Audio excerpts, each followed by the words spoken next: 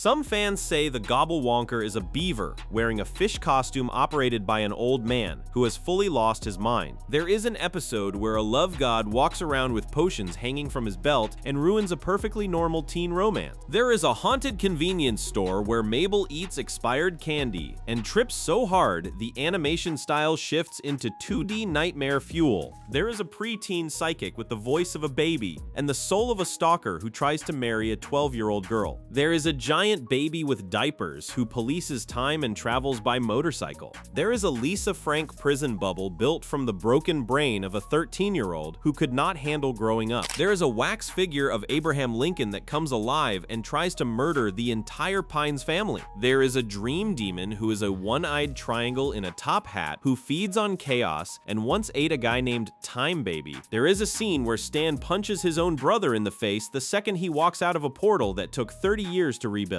There is an episode that is just two old men telling stories around a pit while their bodies float in mid-air. There is the episode where the world actually ends and the sky becomes a giant eye. There is the episode where a man sacrifices his entire memory of his family just so a triangle can be punched into glass. And then there's the one episode that quietly, almost invisibly, set up every single mystery the show would ever solve. These are the episodes of Gravity Falls, ranked from worst to best. The Gobblewonker problem. We start at the absolute bottom of the barrel, which fans of the show have somewhat unanimously agreed upon for over a decade now. The Legend of the Gobblewonker Season 1 Episode 2 sits at the very floor of almost every ranked list you can find online. MoviePhone's official ranking puts it at the dead last spot, calling it the beer bad of Gravity Falls, comparing it to that one Buffy episode where Buffy gets drunk and turns into a cave woman. The reason this episode lands so low is not because the animation is bad. It is not because the jokes don't land. It is because the episode fundamentally forgets what the show is supposed to be. Gravity Falls is a show about a mystery.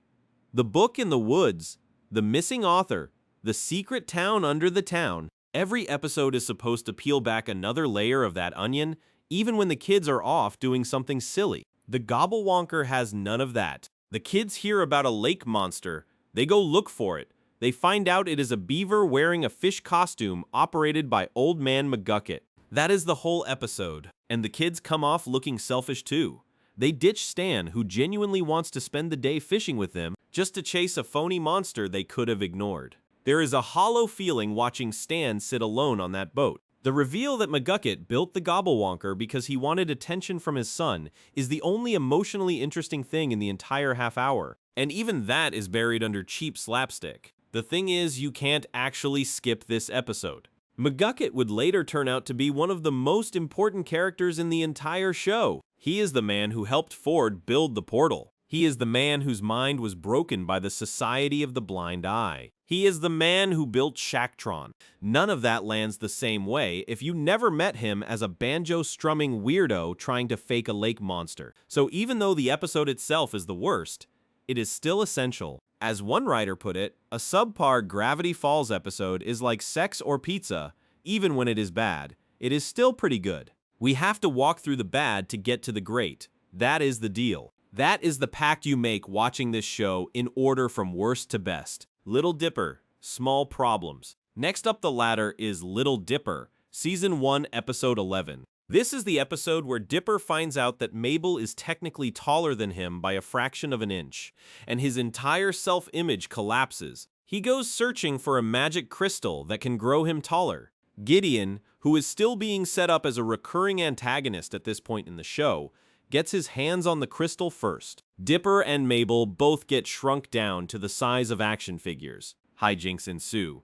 They escape. Roll credits. Fans criticize this one for a very specific reason. It is forgettable. That is the whole crime. In a show where almost every episode contributes some piece of the larger puzzle, this one mostly just exists. The visual gags are decent. Watching Tiny Dipper and Mabel navigate a normal-sized house has some genuinely clever moments. But MoviePhone's ranking points out that even the writer doing the ranking can barely remember anything about it after watching. There's a Gideon subplot, sure, and Gideon will become a major problem later. But none of his villainy in this episode actually changes anything about who he is as a character. He starts the episode being a little creep, and ends the episode being a little creep. There is no growth, No escalation, no breakdown. The only really fascinating piece of the episode is buried in the B-plot, where Stan and Suze are trying to get rid of a flock of pterodactyls.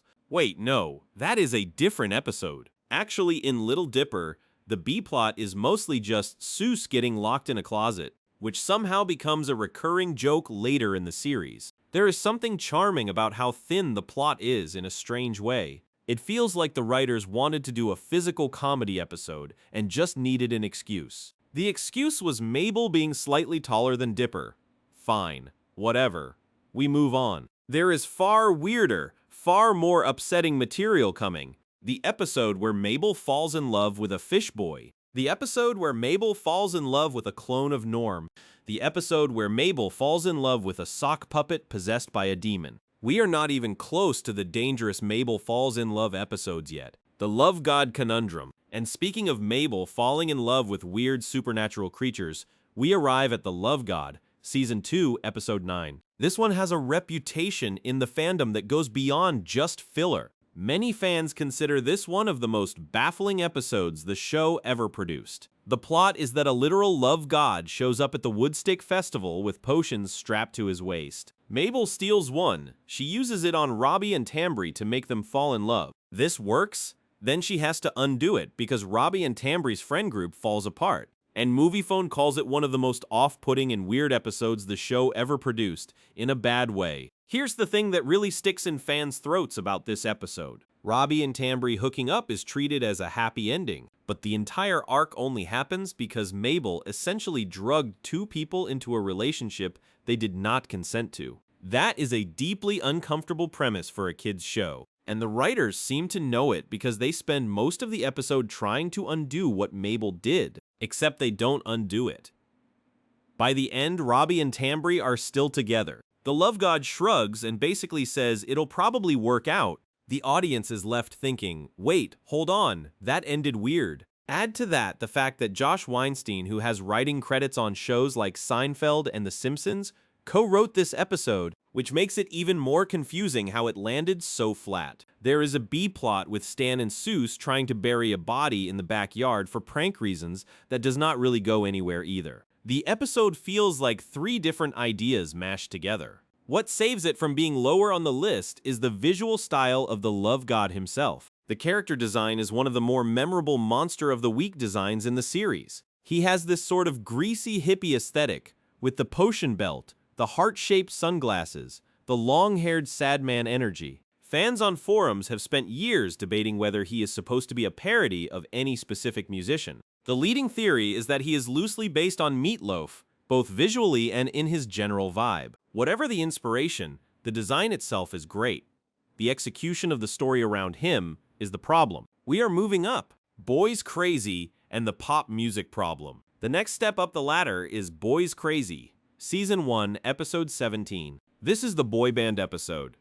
Mabel is obsessed with a band called Several Times, and through a sequence of escalating events, she discovers that the entire band is made of clones grown in a basement terrarium by their evil manager. The episode is, on its face, a clever satire of the music industry. The boys are literally manufactured. They are kept in a giant glass cage. They have to perform on command. They have no rights, no autonomy, no personalities of their own beyond the ones they have been programmed with. It is genuinely sharp critique buried inside a Disney show. The pop satire elements work well, and many fans have compared the episode favorably to films like Lonely Island's Pop Star, Never Stop, Never Stopping. The clones themselves are hilarious. Each one is dumber than the last. There is Greggy C, Chubby Z, Craigie G, Leggy P, and the fan favorite Deep Chris. Their voices are pitched to absurd levels.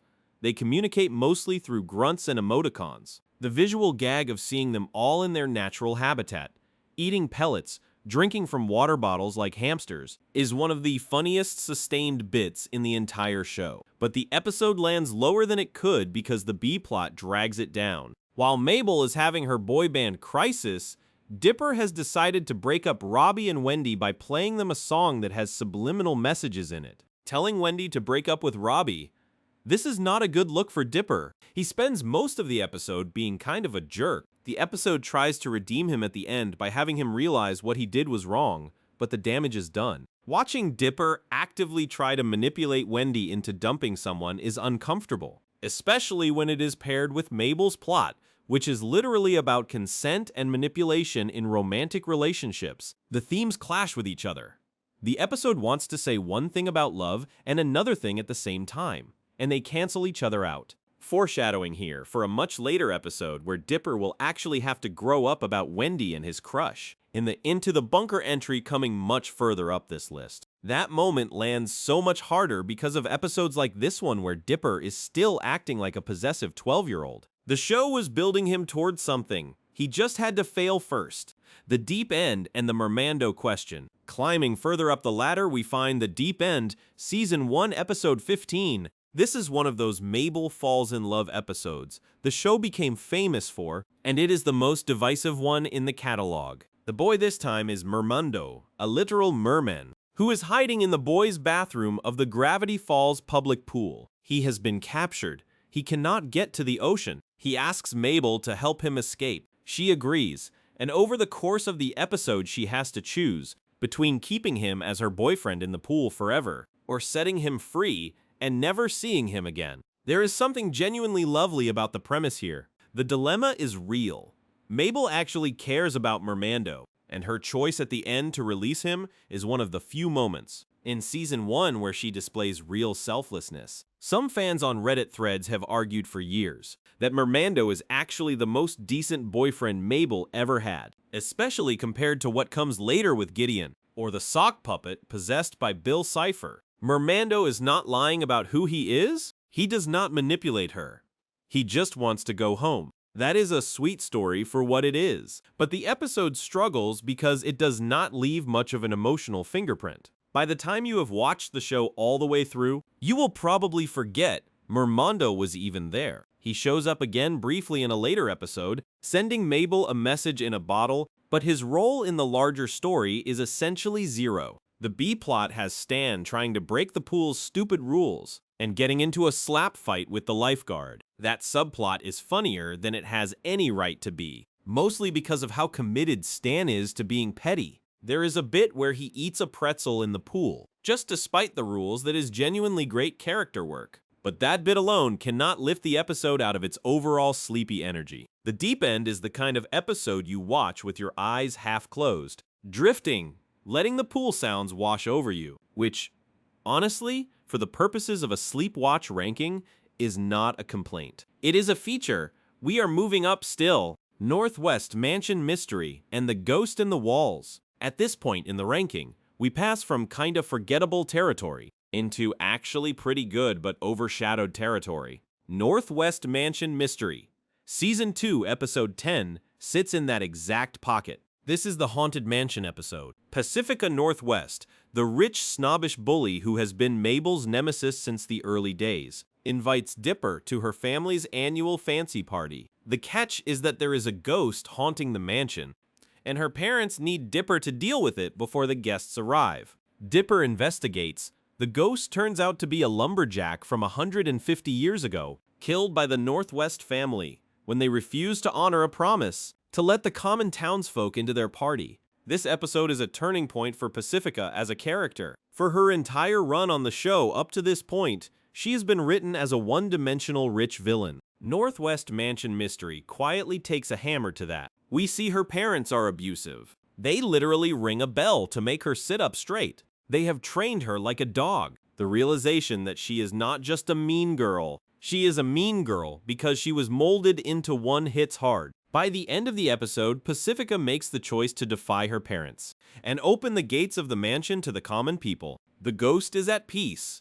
Pacifica is changed forever. Moviefone praises this episode for being a spiritual successor to Irrational Treasure, which dug into the corrupt origins of the Northwest family in Season 1. The episode also features the B-plot of Mabel, Candy, and Grenda fighting over a handsome rich boy, which is genuinely one of the funniest investigations of teenage friendship dynamics the show ever did. The trio absolutely savage each other over a boy. The boy, it turns out, has no personality.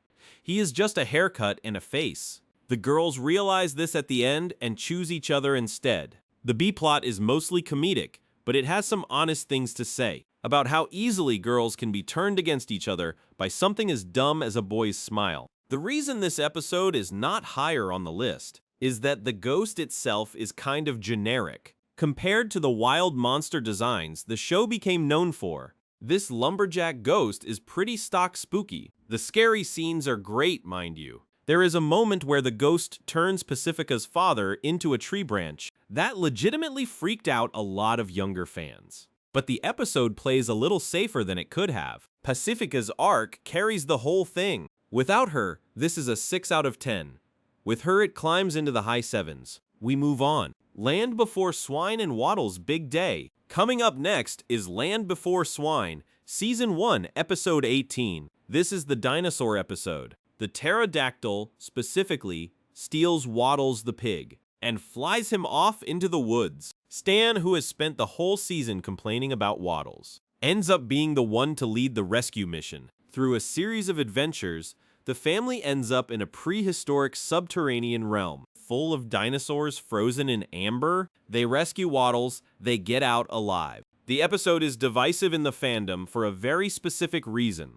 The conflict between Mabel and Stan in this episode is genuinely uncomfortable. Mabel declares she will never speak to Stan again because he didn't protect Waddles. That is a heavy reaction. Some fans argue Waddles is not worth that level of family drama. Other fans push back and say the episode is not really about Waddles. It is about Mabel learning that Stan has feelings too, and Stan learning that Mabel's attachment to her pig is real. One Tumblr ranking from the Gravity Falls fan blog, Mystery Lover 1203, actually placed this episode pretty low, calling it surprisingly uncreative for a show usually so wild with its monster designs, pointing out that dinosaurs frozen in amber is basically just Jurassic Park, with the serial numbers filed off. The real reason fans love this episode anyway is the moment Stan goes feral. There is a scene where he basically throws himself onto the back of a pterodactyl to save a pig he claims to hate. He punches a prehistoric reptile in the face. He yells at it. He saves the day. That moment is so out of character for the version of Stan we have been watching all season that it forces a re-evaluation. Stan loves these kids. He loves the pig. He just does not know how to say it. The episode also has a quiet moment near the end where Stan and Mabel sit together and don't speak, and Mabel just leans against him, and that is the whole reconciliation. No big monologue, no tearjerker speech, just two people sitting next to each other after a hard day. The scope of Gravity Falls is on display here. The animation of the dinosaur realm is stunning. The colors are deep and primal. The lighting is dim and amber orange. If you are using this as a sleepwatch, this episode is one of the more visually soothing of the bunch. Even if the story creaks under its own weight, the look of it is pure ASMR. Carpet Diem and the Body Swap. We arrive at Carpet Diem, Season 1, Episode 16. The premise is that Dipper and Mabel discover a hidden room in the Mystery Shack with a magic body-swapping carpet. Whoever rubs against the carpet at the same time switches souls. Mabel and Dipper start the episode arguing about who gets to claim the new room. Through a series of mishaps, they end up swapping bodies. Hilarity ensues. They learn to appreciate each other. They swap back the end. This episode is one of the earliest hints that the Mystery Shack itself is hiding bigger secrets. The hidden room is shown to be a sort of paranormal research lab, although the show plays it casually here. Fans will later realize this is the same room that Ford uses for his supernatural research, the same room where Stan spends his lonely nights in the flashback sequences. The set design here is doing heavy foreshadowing work that no one noticed at the time. The Gravity Falls wiki itself confirms that this room is the same one Ford performs his research in, first discovered by Seuss in Carpet Diem. The fandom has had a field day picking apart the background details of this room. There are charts on the walls that contain symbols that will only make sense after Weirdmageddon. There are objects on the desk that get mentioned in Journal 3, but all that lore digging is the kind of stuff you only notice on rewatch. On first watch, this is a body swap comedy, and the body swap comedy itself is fine but not exceptional. As the Movie Phone ranking points out, the metaphor of siblings not wanting to share a room is relatable, but the rest of the episode is hard to pin down. It feels like the writers had a cool idea for a magic object, and reverse-engineered an episode around it. The voice work is the real selling point. Kristen Schaal and Jason Ritter, the actors for Mabel and Dipper, do remarkable work playing each other's characters once the swap happens. Schaal in particular nails Dipper's nervous skepticism. Ritter gets to let loose as Mabel and clearly has a blast. There is a bit where Seuss accidentally swaps bodies with a chicken that gets him voicing a chicken for the rest of the episode. That is one of the dumbest, funniest bits in the show. Carpet Diem is the kind of episode that you appreciate more on the second watch than the first. It is doing more lore work than it has credit for. We move on, the Gulf War and the Lilliputians. Up next is the Gulf War, Season 2, Episode 3. This is the episode where Mabel and Pacifica face off in a midnight game of mini-golf, and the mini-golf course turns out to be inhabited by a tiny race of golf ball-shaped creatures, called the Lilliputians. The creatures live inside the different themed holes. There is a windmill kingdom, a castle kingdom, a jungle kingdom. They each have their own accents and political grievances. They have been at war with each other for generations. When they discover the human girls playing the course, they take sides. Some side with Mabel, some side with Pacifica. The match escalates from a friendly competition to a literal battlefield, with tiny golf ball people throwing themselves into combat. The episode is incredibly charming. The voice cast for the Lilliputians is stacked. Patton Oswalt voices the lead Lilliputian, who has a thick Scottish accent and a vendetta against Pacifica's clan. The chaos that builds across the episode, with these tiny creatures slowly turning a mini golf course into a war zone, is some of the most inventive world building the show ever did in a single half hour. But the real reason fans rank this one moderately rather than highly is that it is one of the early episodes that started to humanize Pacifica. By the end of the episode, she is in tears, telling Mabel that she is jealous of how loved and unbothered Mabel is. That moment was the first real crack in Pacifica's armor, and it set up everything that would happen in Northwest Mansion Mystery 7 episodes later. The episode is a stepping stone in Pacifica's arc more than it is a standalone story, and on its own it does not quite hit as hard as the bigger Pacifica episodes do. The fandom remembers the Gulf War mostly for the Lilliputians themselves. Fan art of these little guys is everywhere. There are fans who have written entire essays just on the political dynamics between the windmill and castle kingdoms. The episode is a feast of small details. As a sleep watch, the gentle rhythm of the mini-golf setting and the soft moonlit color palette make it one of the most visually relaxing episodes in the catalog. Even when the tiny golf ball war hits its peak, the lighting stays cool blue and forest green. Excellent ambient noise material, Double Dipper and the Clone Army. We move now to Double Dipper. Season 1, Episode 7. This is the clone episode. Stan is throwing a big party at the Mystery Shack to attract more tourists, and Dipper sees an opportunity. He wants to dance with Wendy. He has been crushing on her all summer. The problem is he is 12, awkward, terrified, and has the social skills of a damp rag, so he uses a magic photocopier in the Mystery Shack basement to clone himself. The clones are supposed to help him orchestrate the perfect moment with Wendy. Of course, the clones immediately develop their own personalities and start fighting each other for control. What makes this episode work, and what fans of the show have written essays about for years, is the way it uses cloning as a metaphor for the internal contradictions of being a 12-year-old. Dipper is not one person. He is a dozen versions of himself, all arguing inside his own head. There is the version of him that wants to be cool, the version that is honest, the version that is paranoid, the version that just wants to give up and go home. Each clone is wearing a hat with a different number, and each one has a slightly different personality. Number 3 is the leader, calm and strategic. Number 4 is panicked. There's even one clone, number 5, who exists mostly to be a comic relief disaster. The episode uses these clones to externalize Dipper's inner conflict, and the result is funnier and more thoughtful than the premise suggests. Moviephone's ranking points out that Gravity Falls is fundamentally a show about doubles, and Double Dipper is the most direct expression of that theme. 2 sets of twins at the center of the show, a tourist trap that is also a real research lab, a demon dimension hidden inside the visible one. Dipper splitting himself into multiple versions is just the surface level version of a much deeper idea, the show keeps returning to. The reason this episode does not rank higher is that the emotional payoff is muted. Dipper loses Wendy's attention to her loser boyfriend Robbie at the end of the night. The clones get rained on and dissolve. Dipper is left at the party alone, watching the girl he likes slow dance with the wrong guy. That moment is sad in a real way, but the episode does not quite know what to do with that sadness. It ends on a sort of shrug. The clones taught Dipper something, maybe. The lesson is fuzzy. Fans love Double Dipper for its visual chaos and its quotable lines. They love number 3. They love the way the clones argue. They just don't quite love the emotional core. We move on. Irrational Treasure and the Birth of Pacifica. Next we have Irrational Treasure.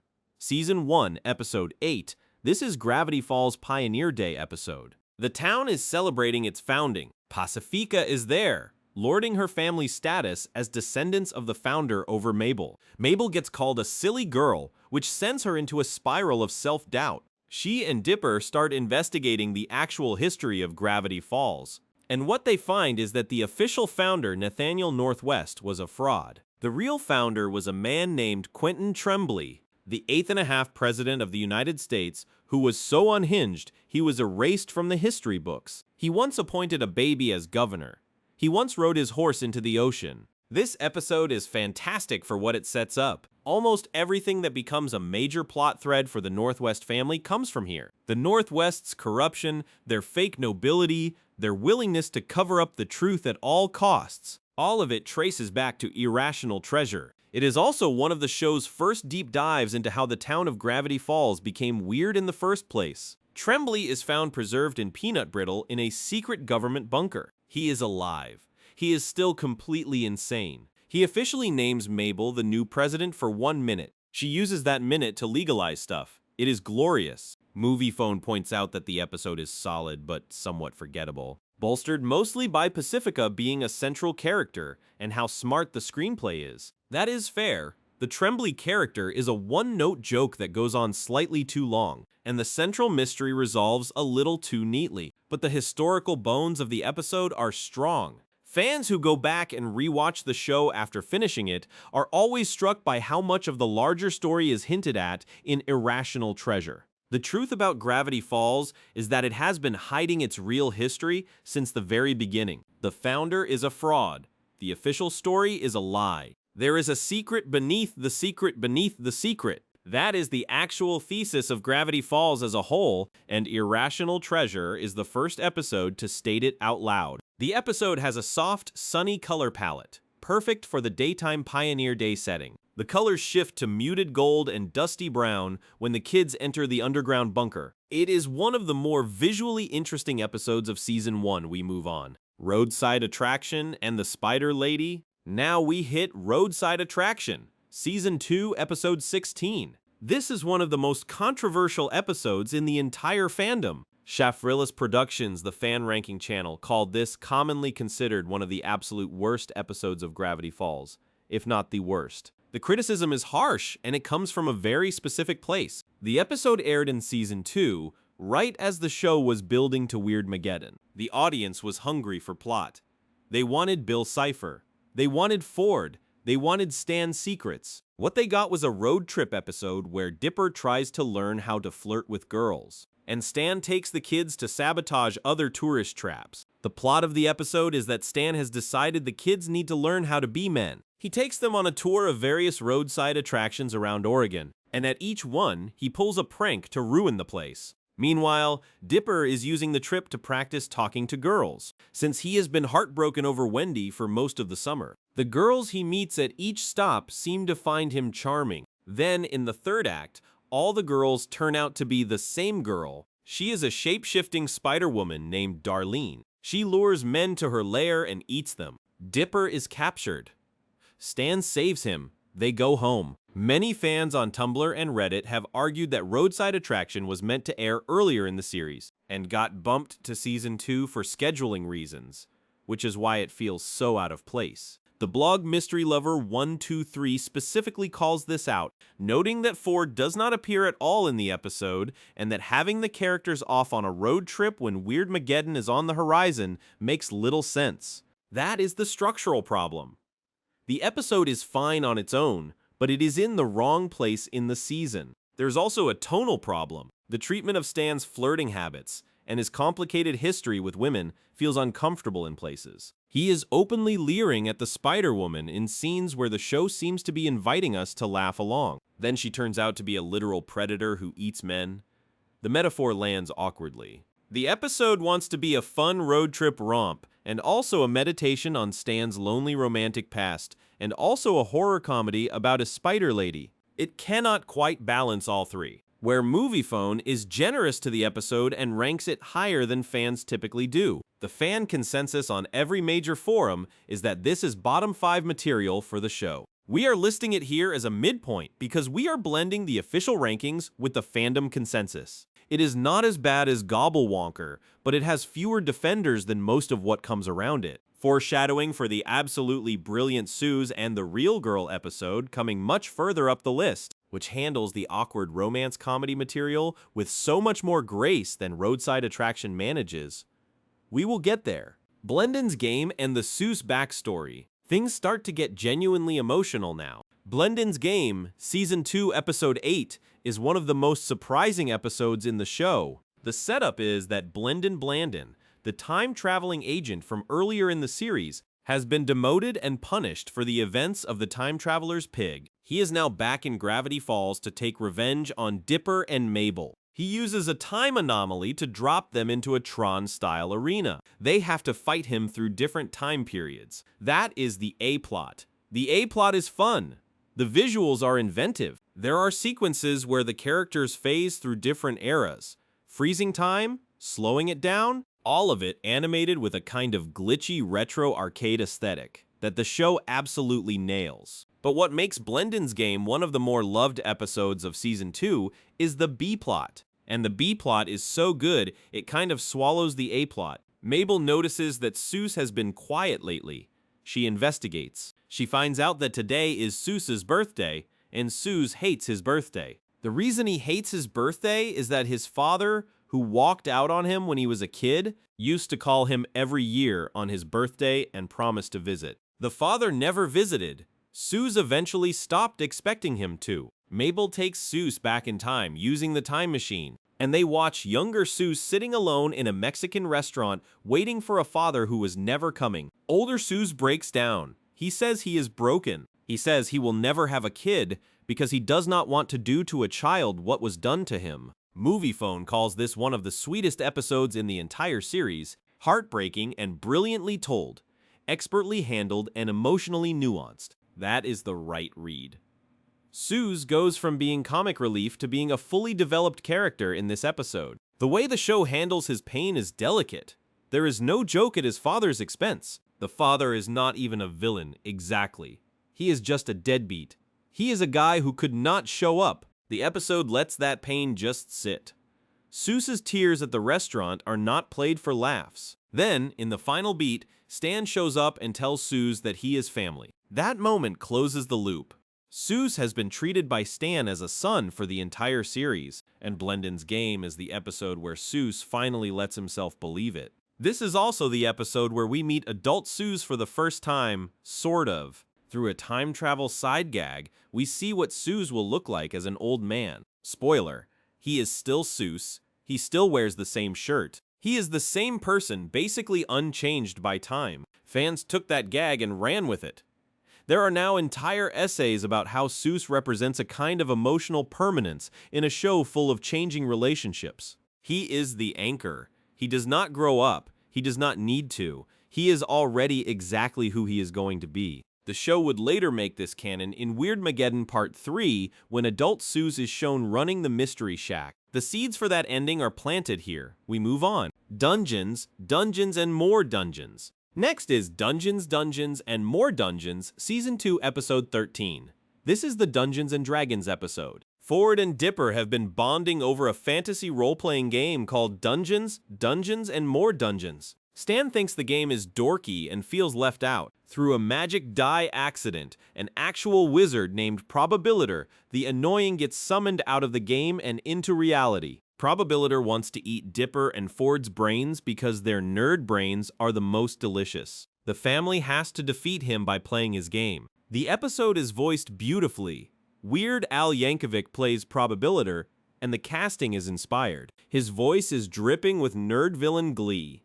He gets some of the best lines in the entire season. The fan favorite moment is when he summons different fantasy creatures to attack the family, and one of those creatures is a centaur with a man's torso and a horse's lower half who is also wearing slacks. The slack centaur becomes a recurring meme in the fandom. The deeper layer of the episode is the relationship between Stan and Ford. Stan feels stupid around his brother. Ford is the genius. Stan is the muscle. Ford does not respect Stan's intelligence, and Stan resents it. The episode forces them to work together to play Probabilitor's game, and Stan ends up winning by basically tipping the chessboard. He cheats, he fights dirty, he proves that street smarts can beat book smarts in the right circumstances. The brothers grudgingly accept each other a little more by the end. This episode is doing important work for the third act dynamics of the show. The Stan-Ford relationship is the emotional core of the final stretch. Their fight, their cooperation, their love that gets buried under decades of resentment, all of it is what the finale will be about. Dungeons, Dungeons, and More Dungeons is the episode where they start to take baby steps back toward each other. The Slack Centaur is a memorable joke. The actual story is about two old men reaching for each other across 30 years of hurt and only getting fingertips. The episode is funny on the surface and quietly heartbreaking underneath. That is what Gravity Falls does best. We move on. Suze and the Real Girl. We arrive at Suze and the Real Girl. Season 2, Episode 5. This is the episode where Suze, having watched Wendy go on date after date, and feeling more isolated than ever, decides he needs a girlfriend for his cousin's wedding. The problem is that Suze has the romantic experience of a houseplant. He has no idea how to talk to women, so Dipper and Mabel try to coach him through it. He attempts to ask out a few women in town. He fails spectacularly. He is laughed at. He gives up. Then he discovers a Japanese-style dating simulator video game in the arcade called Romance Academy 7. The game has an anime girl named Giffany on the cover. Suze starts playing. Giffany flirts with him. Suze flirts back. Within a few in-game dates, Suze has fallen for her. He spends every waking hour at the arcade. He skips work. He skips meals. Then Giffany's eyes flash red, and the camera lingers on her smile a second too long. And the audience realizes Giffany is not a normal video game character. She is sentient, she is obsessive, she is in love with Suze. She is also a homicidal AI who will not let him leave her. This episode is widely considered one of the most stylistically inventive episodes in the show. The animation shifts when Giffany is on screen. She animates in a different frame rate than the rest of the show. Her movements are slightly off, slightly too smooth, like a video game character has been pasted into a hand-drawn world. When she gets angry, the animation glitches. Her sprite tears. Her colors invert. It is genuinely unsettling. The visual horror of Giffany unmoored from her game and stalking the real world is one of the show's best uses of animation as a storytelling tool. The Movie Phone ranking calls this one of two great Suze-centered episodes from Season 2, with Suze meeting a real girl named Melody and falling hard at the end. Melody is, in many ways, the perfect partner for Suze. She is sweet, she is dorky, she gets his jokes. The contrast between Melody, who is real and a little awkward and genuinely kind, and Giffany, who is constructed to be perfect and is hiding violent obsession underneath, is the point of the episode. The show is saying that real love is awkward and imperfect and finite, and pretending otherwise leads you into a digital prison with a yandere algorithm. That is a remarkably mature theme for a Disney show. Suze earns his happy ending. Melody is one of the few romantic relationships in the show that is treated with full sincerity. Suze and the Real Girl is moderately ranked in lists, but the episode itself punches well above its weight class. We move on. The Last Mabelcorn and the Unicorn Lie. Up next is The Last Mabelcorn, Season 2, Episode 15. This is the Unicorn episode.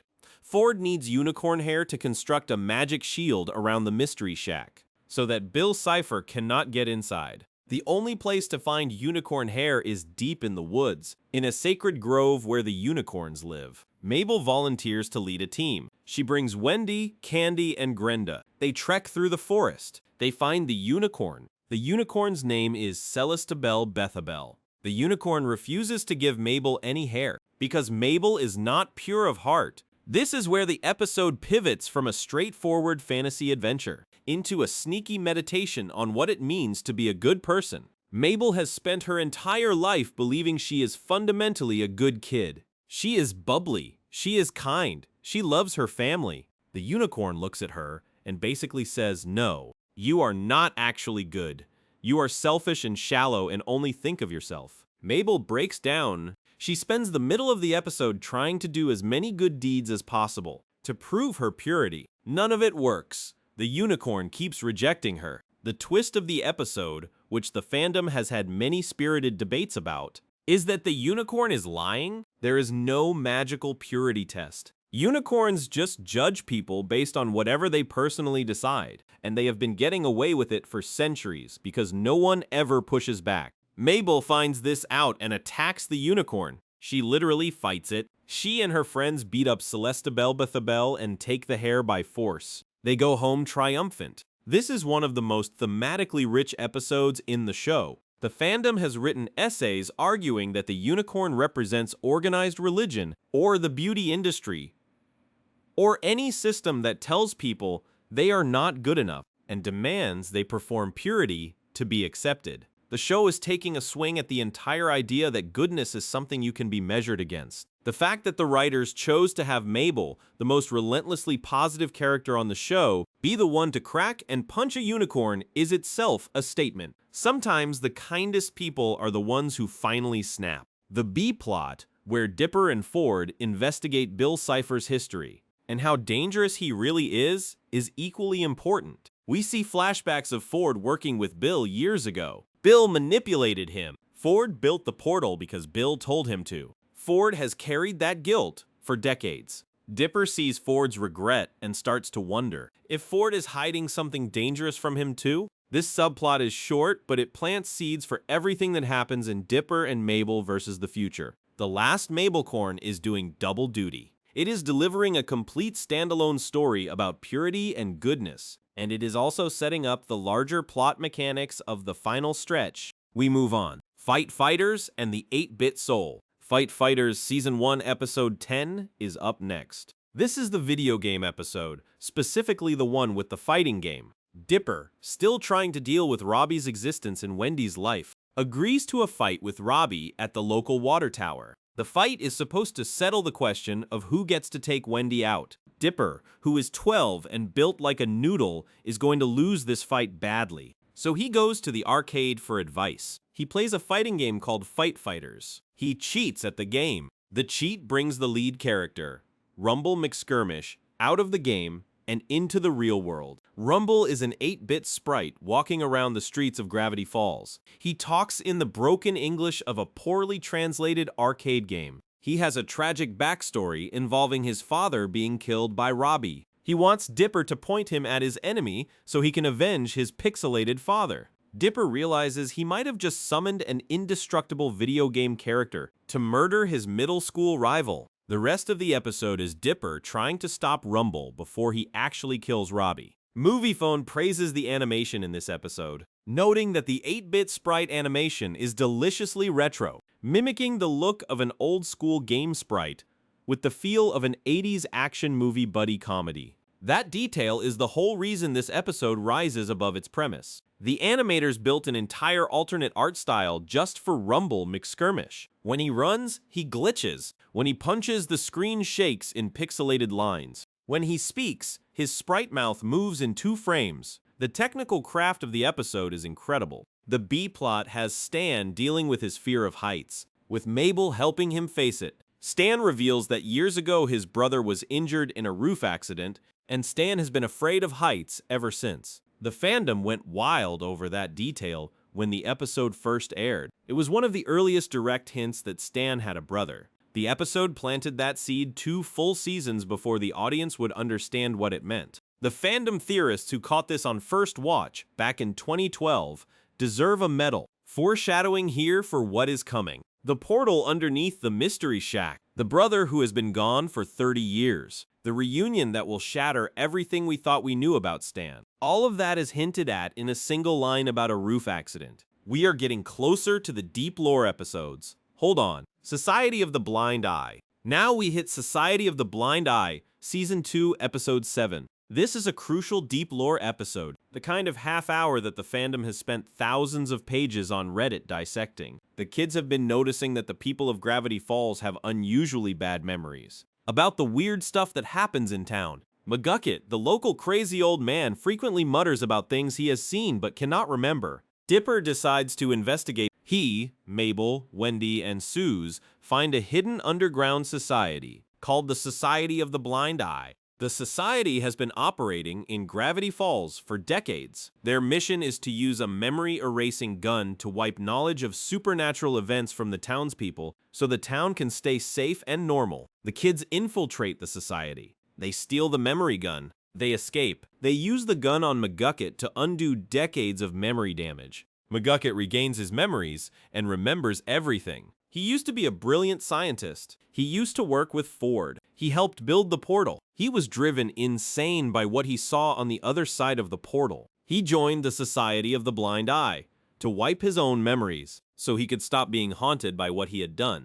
Decades of repeated memory wipes turned him into the babbling old man we have known all season. Moviefone correctly identifies this episode as a deep dive into the show's thickening mythology, while also pointing out that sometimes too much mythology is not a good thing. The criticism is fair. Society of the Blind Eye dumps an enormous amount of lore on the audience in a single episode. The backstory of McGucket, the existence of the secret society, the history of memory manipulation in town, all of it lands in one sitting. Some fans love this. They wait their whole life for the deep lore episode where everything connects. Other fans feel the episode trades emotional resonance for plot mechanics. You learn a lot about how the town works, but you do not feel much about it. What the episode does land emotionally is the McGucket reveal. Watching the old man see his life flash back, watching him realize what he has lost, watching him decide that he wants to remember, even though remembering hurts, is one of the most quietly devastating sequences in the show. He chooses pain over peace because pain is honest. That moment elevates the episode above the lore dump status. We also get a tiny detail about Lazy Susan, the diner waitress, getting her memory zapped years ago, and that being why she has a permanently droopy eye. The fandom appreciated that level of attention to a minor character. The episode is mid-tier ranked across most lists, but its importance to the larger story is high. Without Society of the Blind Eye, the McGucket character does not have the depth he needs for the Weirdmageddon battle. He has to remember who he is before he can fight back. This episode is where the remembering starts. We move on. Sock Opera and the Demon Inside. Sock Opera. Season 2, Episode 4 is next. This is the episode where Bill Cipher properly enters the story as an active antagonist. Up until this point, Bill has been a strange figure in the background. He appeared in Dreamscaperers in Season 1 and made a deal with Stan, but he was mostly a one-off villain. Sock Opera changes that. Bill comes back. And this time, he wants something specific. He wants access to the second journal so he can finish his work in the real world. The way he is going to get it is by possessing Dipper. The premise is that Dipper has been overworking himself trying to crack the password on the laptop they found in Into the Bunker. He has not slept in days. Bill appears to him in a dream and offers a deal. Bill will give Dipper the password if Dipper gives Bill his body for a few hours. Dipper, exhausted and desperate, agrees. Bill takes over Dipper's body. He starts laughing. He starts destroying things. He stabs Dipper's hand with a fork. He throws Dipper's body down the stairs. The fandom has been deeply disturbed by this episode for over a decade. The B-plot is Mabel directing a sock puppet musical, with Gabe, her crush of the week, in the audience. She has been writing this play for months. Bill knows this. Bill, in Dipper's body, sabotages the play by destroying the puppets backstage. Mabel finds out her own brother, she thinks has ruined her dream. The episode forces Mabel to choose between her crush on Gabe and her bond with Dipper. She chooses Dipper. She tells Bill that her brother is more important to her than any boy. Bill, defeated, releases the body. Dipper wakes up bruised, terrified, and aware that Bill is now actively hunting them. Moviefone notes that Sock Opera is mostly unexceptional as a standalone episode, but is important for the fact that Bill shows up again, with Dipper's relentless sleuthing putting everyone in mortal jeopardy, a theme that reverberates later. That is the right read. Sock Opera is a turning point. After this episode, Bill Cipher is no longer an abstract threat. He has touched the main character. He has worn his body. He has hurt him. The stakes are now personal in a way they were not before. Fans have written extensively about the body horror in this episode. There are shots of possessed Dipper that look genuinely demonic. His eyes turn to slits. His grin stretches too wide. His voice drops an octave. Alex Hirsch, the show's creator, voices Bill in these scenes, and his performance is one of the most unhinged things on Disney XD.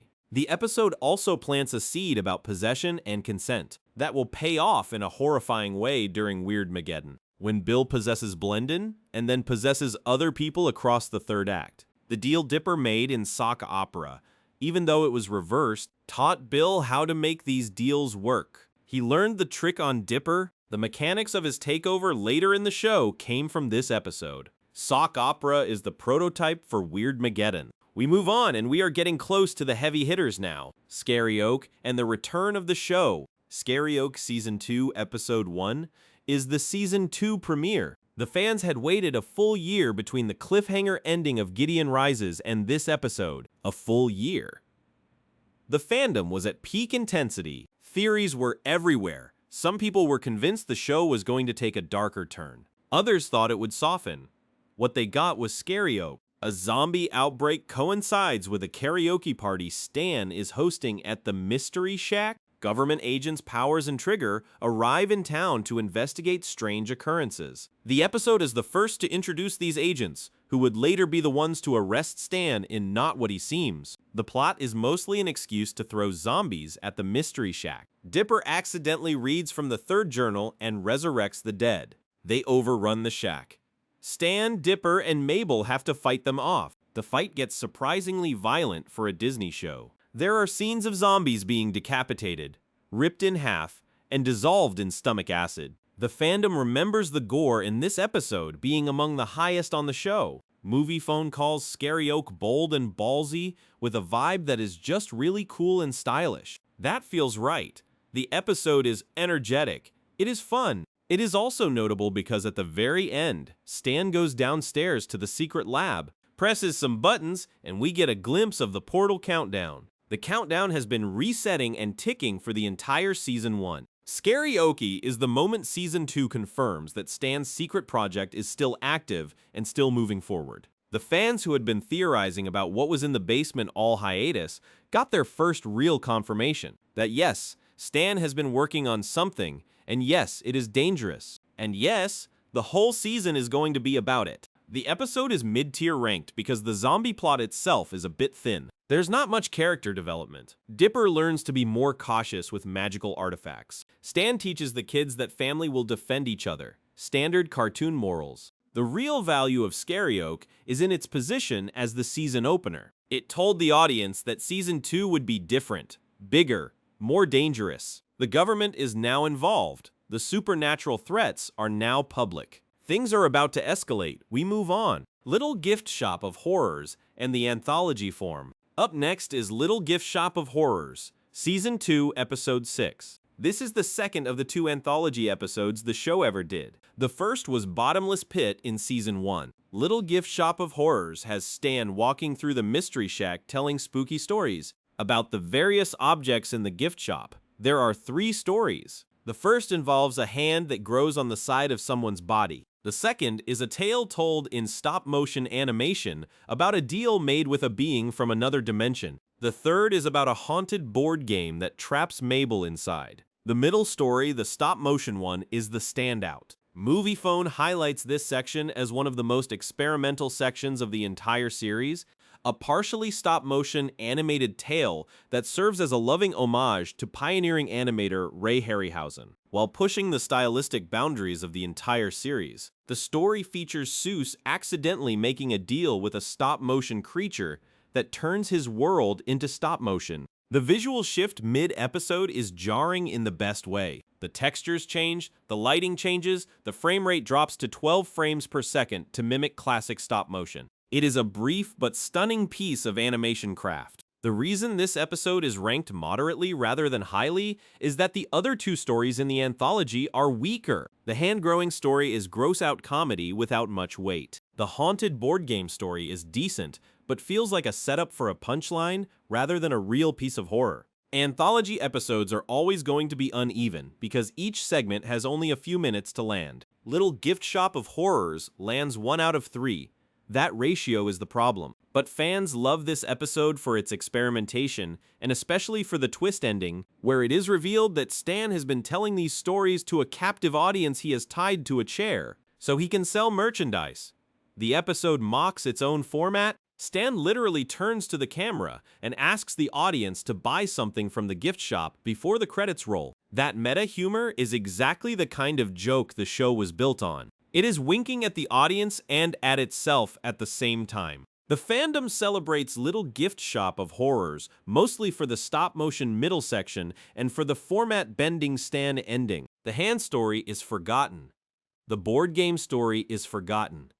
The middle story lives forever. We move on, Dipper and Mabel versus the future. We arrive now at a real heavyweight Dipper and Mabel versus the future. Season 2, Episode 17 is the episode right before Weirdmageddon. It is the calm before the storm. The premise is that Mabel is planning her and Dipper's 13th birthday party, which will happen at the end of summer. The party is supposed to be a goodbye to Gravity Falls, and a celebration of all their friends. Meanwhile, Dipper has been spending most of his time with Ford. They are investigating the floating cliffs in the woods. Ford is teaching Dipper everything he knows. The big reveal of the episode is that the giant floating cracks in the cliffs were caused by a crashed alien spaceship from millions of years ago. Ford asks Dipper a question that the show never fully answers. Did the spaceship crash here because the area was already weird? Or did the area become weird because the spaceship crashed here? Moviefone calls this a tantalizing question that never gets fully answered. The fandom has been arguing about this for 10 years. Some theorists say the spaceship is the source of all the weirdness. Others say the spaceship crashed there because it was attracted to the existing weirdness. The show leaves it open. Ford asks, the audience never gets a definitive answer. But the spaceship is not the heart of the episode. The heart of the episode is the moment Ford offers Dipper an apprenticeship. Ford wants Dipper to stay in Gravity Falls after the summer ends, to live with him, to study under him,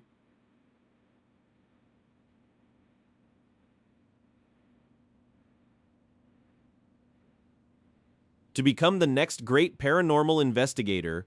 Dipper is overwhelmed. He has always wanted exactly this: to be respected, to have a mentor, to matter. But accepting means leaving Mabel behind. The twins have never been apart. The thought of that splits Dipper's loyalty in half. Mabel overhears the conversation. She is devastated. She runs to her room. She cries. She had been holding on to the idea that the twins would always be together. She had been clinging to the summer as the last summer of their shared childhood. Now her brother is willingly choosing to grow up and leave her behind. The emotional damage of that moment is what triggers everything that follows. Mabel, broken, accepts a magic glass orb from Blendon Blandon that he claims will make summer never end. The orb is, of course, the rift. The rift Bill needs to break through into the real world. Mabel hands the rift to Bill without knowing what she is doing. Weirdmageddon begins. This episode is the saddest of the show, not because anyone dies, but because of the size of the heartbreak between two siblings who love each other and are about to be ripped apart by time itself. The animation in the final scenes, where Mabel sits crying in the rain while the apocalypse begins around her, is devastating. The fandom has cried over this episode for over a decade. The end of childhood captured in 22 minutes of cartoon. We move on, because the world is about to end. Headhunters, and the coolio of it all. Sliding back a bit in heaviness, we have Headhunters, Season 1, Episode 3. This is the wax figure murder mystery. Mabel makes a wax figure of herself for Stan's wax museum. Soon after, someone breaks into the museum and decapitates Stan's wax figure of himself. The kids investigate the trail leads them to the realization that the wax figures themselves are alive, and they are out for revenge against Stan for neglecting them in storage for years. The leader of the wax figures is Wax Sherlock Holmes. The kids have to fight the entire Wax Pantheon, including Wax Larry King and Wax Coolio. Moviephone notes the absurdity of this premise, pointing out that this might be the only half hour of TV to ever feature both Larry King and Coolio playing reanimated wax figure versions of themselves. That fact alone is some kind of accomplishment. The episode is silly, it is goofy,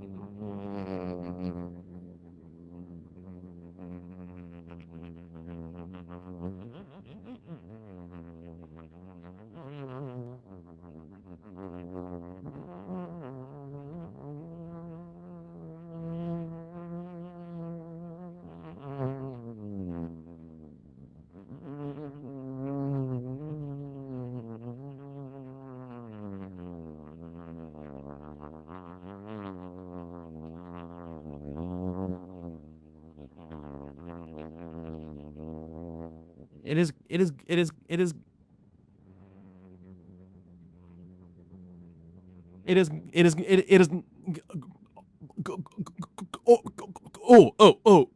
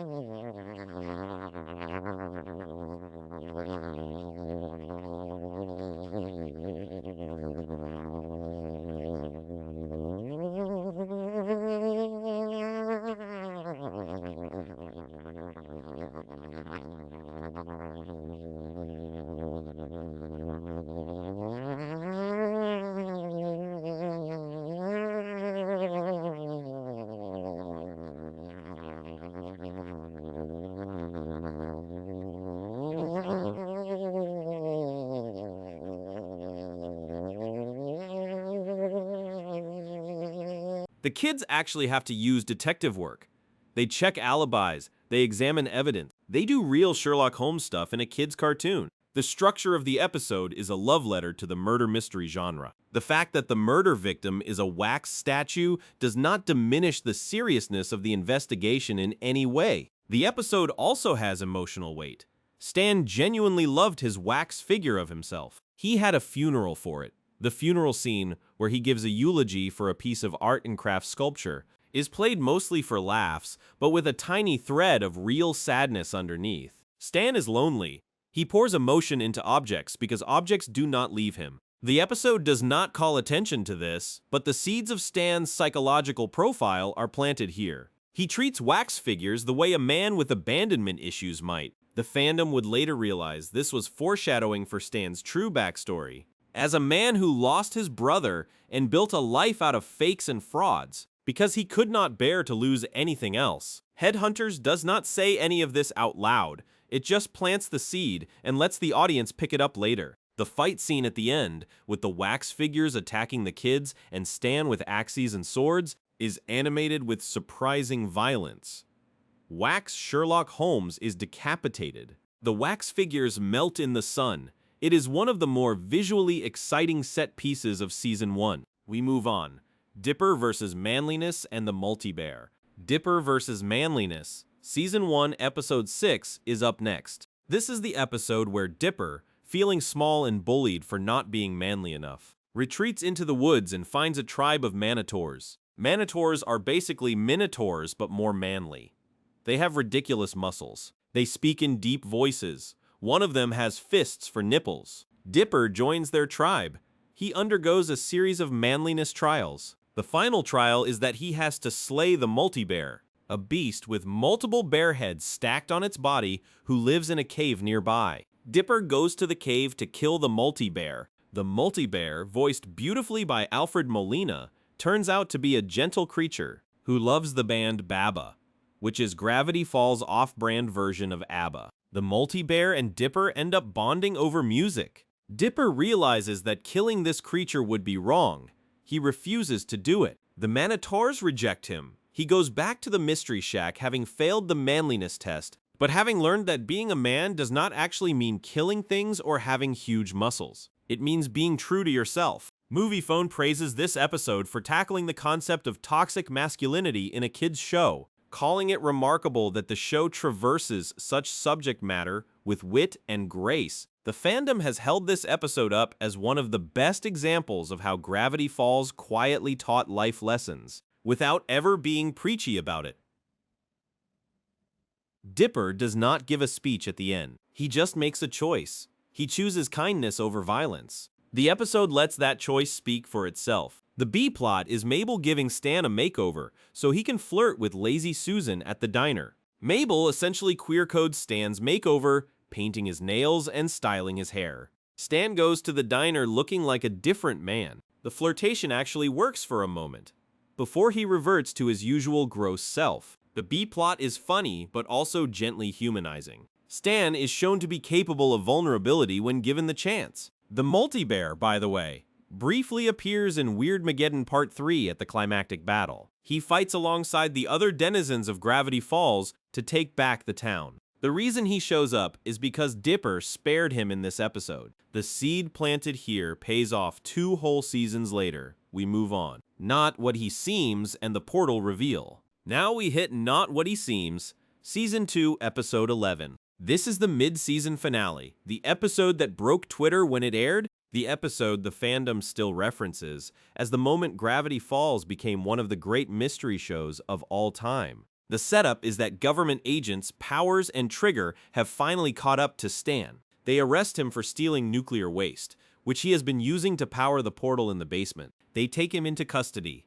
Dipper and Mabel, left alone, decide to investigate. They get into the secret lab. They find the other 2 journals. They find the blueprints for the portal.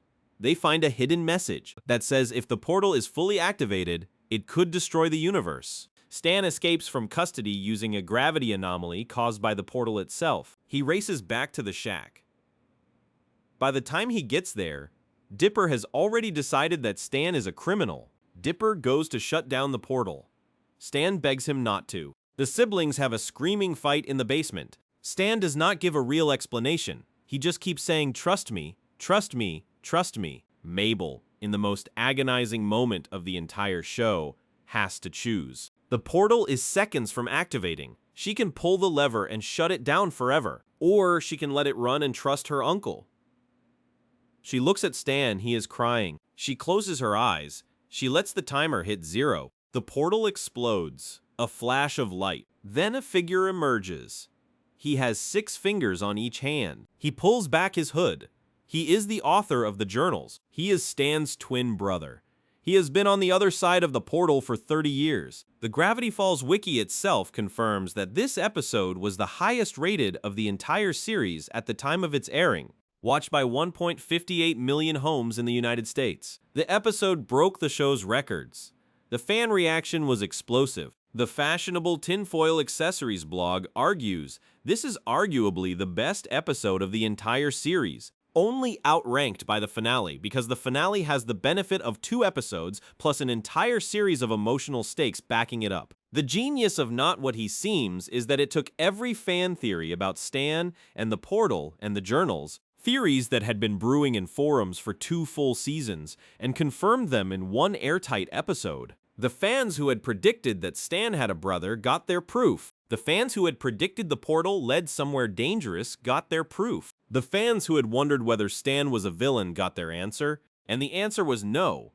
He is a man who has spent 30 years trying to save his brother. The episode reframes everything that came before it. Every con, every lie, every fake ID, every weird basement noise. All of it was Stan trying to bring Ford home. The audience walks out of this episode rebuilt from the inside. We move on. The next episode is the answer to every question this one asks. Dreamscaperers and the Birth of Bill. Dreamscaperers, Season 1, Episode 19, is the Season 1 penultimate episode. This is the episode that properly introduces Bill Cipher to the show. Up to this point, Bill has been a symbol on the cover of the journal. He has been background lore.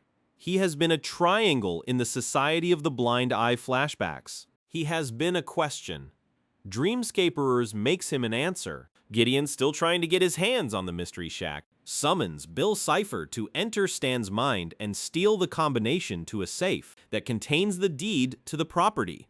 Bill agrees. He enters Stan's mindscape. What Dipper, Mabel, and Seuss find when they go into Stan's mind to stop Bill is frankly terrifying. Stan's mindscape is full of memories he has buried. There are scenes of him as a child being yelled at by his father. There are scenes of him in his 20s sleeping in his car. There are scenes of him calling family members and hanging up before he could speak. The fandom realized on rewatch that almost every flashback Bill drags Dipper and Mabel through is foreshadowing for Stan's real backstory, which would not be confirmed until A Tale of Two Stans, a full season and a half later. Hirsch and the writers had it all mapped out.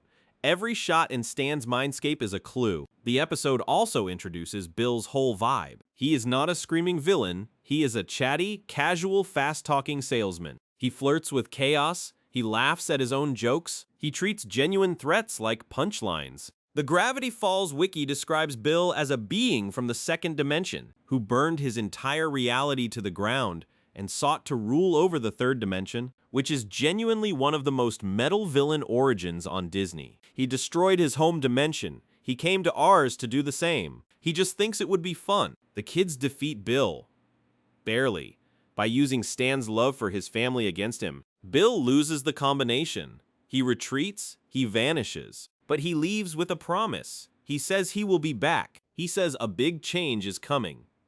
He says he has been planning something for a long time. The audience, watching this in 2013, had no idea what he was talking about. The fandom watching this in 2026, knowing how the whole thing ends, understands that everything Bill says in this episode is a direct setup for Weirdmageddon. He was telling us, we just did not know how to listen yet. The Movie Phone ranking calls Dreamscaperers the first indication that Gravity Falls was not just one of those animated series like SpongeBob that can go on forever, but a show with a very clear trajectory, littered with bizarre and tragic and very dark moments. That is the correct framing.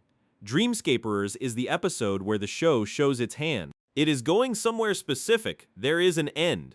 There is a villain who has been waiting in the wings for a year. This is not a sitcom. This is a story. We move on. Summerween and the No-Face Trickster. Summerween Season 1 Episode 12 is the Halloween in the middle of summer episode. The town of Gravity Falls celebrates a fake Halloween every June. Because the residents love Halloween so much, they cannot wait for October. The kids dress up. They go trick-or-treating. They meet a creature called the Summerween Trickster, who tells them that if they do not collect 500 pieces of candy by the end of the night, he will eat them. The kids spend the night frantically running door to door. The trickster is one of the most disturbing creature designs in the entire show. Moviefone notes that the character is modeled on the No-Face character from Hayao Miyazaki's Spirited Away. He has a featureless white mask. He glides instead of walks. He speaks in a low, menacing whisper. His true form, revealed in the final act, is a hideous mass of discarded Halloween candy, fused into a vaguely humanoid shape. He is made of all the candy that was rejected. The trickster's whole motivation is that he was thrown away, ignored, deemed unwanted, and now he is full of vengeance. The metaphor is heavy for a children's show. The trickster is essentially a symbol for rejection itself. The kids only defeat him in the end by eating him. Suze, the show's reliable comic relief Big Brother figure, eats almost the entire trickster while the others watch in mild horror. The trickster's last words as he is being eaten are basically a sob about not being wanted. The fandom has had a long debate about whether the show went too dark here. The consensus is that it absolutely went too dark, and that this is exactly what made the episode work. Summerween was also the first episode to air after a 5-month hiatus during Season 1. Moviefone calls this the perfect episode to kick off a new run of episodes after such a long drought. The fans had been waiting. The episode delivered. The visual design is gorgeous. The lighting is full of deep purples, sickly oranges, and rotting greens. The colors of decomposing pumpkins. As a sleepwatch, the soft ambient creepiness is perfect for drifting off to. There is a moment near the end where the kids are running through a foggy graveyard, and the music drops out and you just hear footsteps on wet leaves. That kind of attention to atmosphere is rare in Disney animation. We move on. Weirdmageddon Part 1 and the End of the World. Weirdmageddon Part 1, Season 2, Episode 18, is where the world breaks. The setup from Dipper and Mabel versus the future has paid off. Mabel has accidentally given Bill the rift. The rift has shattered. The barrier between dimensions has cracked open. Bill Cipher and his henchmaniacs spill out into Gravity Falls. The sky turns into a giant red eye. The geometry of reality starts bending. People are turned to stone. Buildings are uprooted. The Pharamid, Bill's pyramid-shaped fortress, rises out of the ground. The Cartoon War Battles wiki describes Bill as so powerful and dangerous that he destroyed his own dimension, formed a gang of demon criminals, and sought to do the same thing to Earth's dimension and the universe itself. Weirdmageddon Part 1 is the episode where Bill stops being a recurring monster of the week and becomes a god. He floats above the town. He laughs as the world he wanted to destroy starts to die. His henchmaniacs are some of the show's most inspired character designs. There is Pyronica, a pink flame demon. There is 8-Ball, a creature with a billiard ball for a head. There is Kryptos, a bill-shaped triangle who is desperately trying to be cool like Bill. There is Hectorgon, a literal hexagon with a face. The crew is bizarre and unforgettable. The plot of Part 1 is mostly survival. Dipper has been separated from Mabel during the apocalypse. He has to find her. He teams up with Wendy and Seuss. They scavenge for supplies. They fight monsters. They are saved at the end by an army of survivors led by, of all people, Grunkle Stan, who has been holding the Mystery Shack together as the last safe place in town. The reunion between Dipper and Stan is brief but powerful. Stan has been waiting for the kids. He never stopped looking. Moviefone calls this a true apocalypse, where for much of the running time, you get the sensation that none of your favorite characters would escape from this alive. That feeling is the whole point. The episode wants you scared. It wants you uncertain. It wants you to know that this finale arc is not going to play safe. Anyone could die? The opening title sequence even gets retrofitted to reflect the apocalypse. The cheerful music is distorted. The character cameos are replaced with chaos shots. The whole vibe of the show is now apocalyptic. The fandom remembers the visuals of Weirdmageddon Part 1 as some of the most stunning the show ever produced. The pyramid floating in the sky, the eye bats swarming, Bill twisting human bodies into petrified furniture for his throne. There is a sequence where Bill literally tears a man's body into pieces and rearranges them as decoration for his pyramid on Disney in a kids show. The fans were not prepared. We move on. Weirdmageddon 2: Escape from Reality. Weirdmageddon 2: Escape from Reality, Season 2, Episode 19, is the middle chapter of the finale arc. Dipper and Wendy go to rescue Mabel. They have learned that Mabel is trapped inside a bubble of her own creation, a prison made by Bill specifically to hold her. The bubble is filled with everything Mabel loves: sparkles, stickers, boy band members, talking gummy bears, best friend forever versions of Wendy and Suze who never disagree with her. It is paradise. It is also a cage. Moviefone calls this episode a Lisa Frank notebook sprung to life, with the rainbow-colored utopia being darker than anything going on outside of the bubble, since it's born of Mabel's psychological unrest. That framing is exactly right. Mabel is not in the bubble because she wants to be. She is in the bubble because she is broken. Bill found the wound in her, the wound of Dipper choosing to grow up and leave her behind, and he made a world that promised to seal that wound forever. Inside the bubble, summer never ends, Dipper never leaves, nothing changes. Everything is permanent. The episode turns into a kind of courtroom drama. Mabel is on trial inside her own mind. Dipper has come to argue that she should leave the bubble and face reality. Bubble Dipper, the fake version of Dipper that Mabel made to replace the real one, argues that she should stay. The judge of the trial is a giant cat voiced by Jon Stewart. The whole sequence is absurd and devastating at the same time. Dipper makes a speech about how he was wrong to choose the apprenticeship over Mabel. He admits he is scared of growing up too. He tells her that he loves her and that the real world, even the broken one, is better than a beautiful prison. Mabel cries. She agrees. She leaves the bubble. They reunite. They escape. The visual design of the bubble is one of the most ambitious sequences in the show. The animators built an entire alternate art style for the bubble world. Everything is brighter, more saturated, more childish. The character designs are simplified. The music is upbeat to the point of being grating. Watching the bubble world for too long feels like an assault. That is intentional. The bubble is supposed to be too much. It is supposed to be everything Mabel wanted, taken so far that it becomes a nightmare. The fandom has written essays about this episode as a metaphor for refusing to grow up, for the danger of nostalgia, for the way grief and fear can build a beautiful prison around a person. It is one of the most psychologically rich half hours the show ever did. We move on. Boss Mabel and the joy of it all. Stepping back from the heavy stuff for a moment, we have Boss Mabel. Season 1, Episode 13. Stan is invited to compete on a tacky game show, leaving Mabel in charge of the Mystery Shack for a weekend. Mabel takes the job seriously.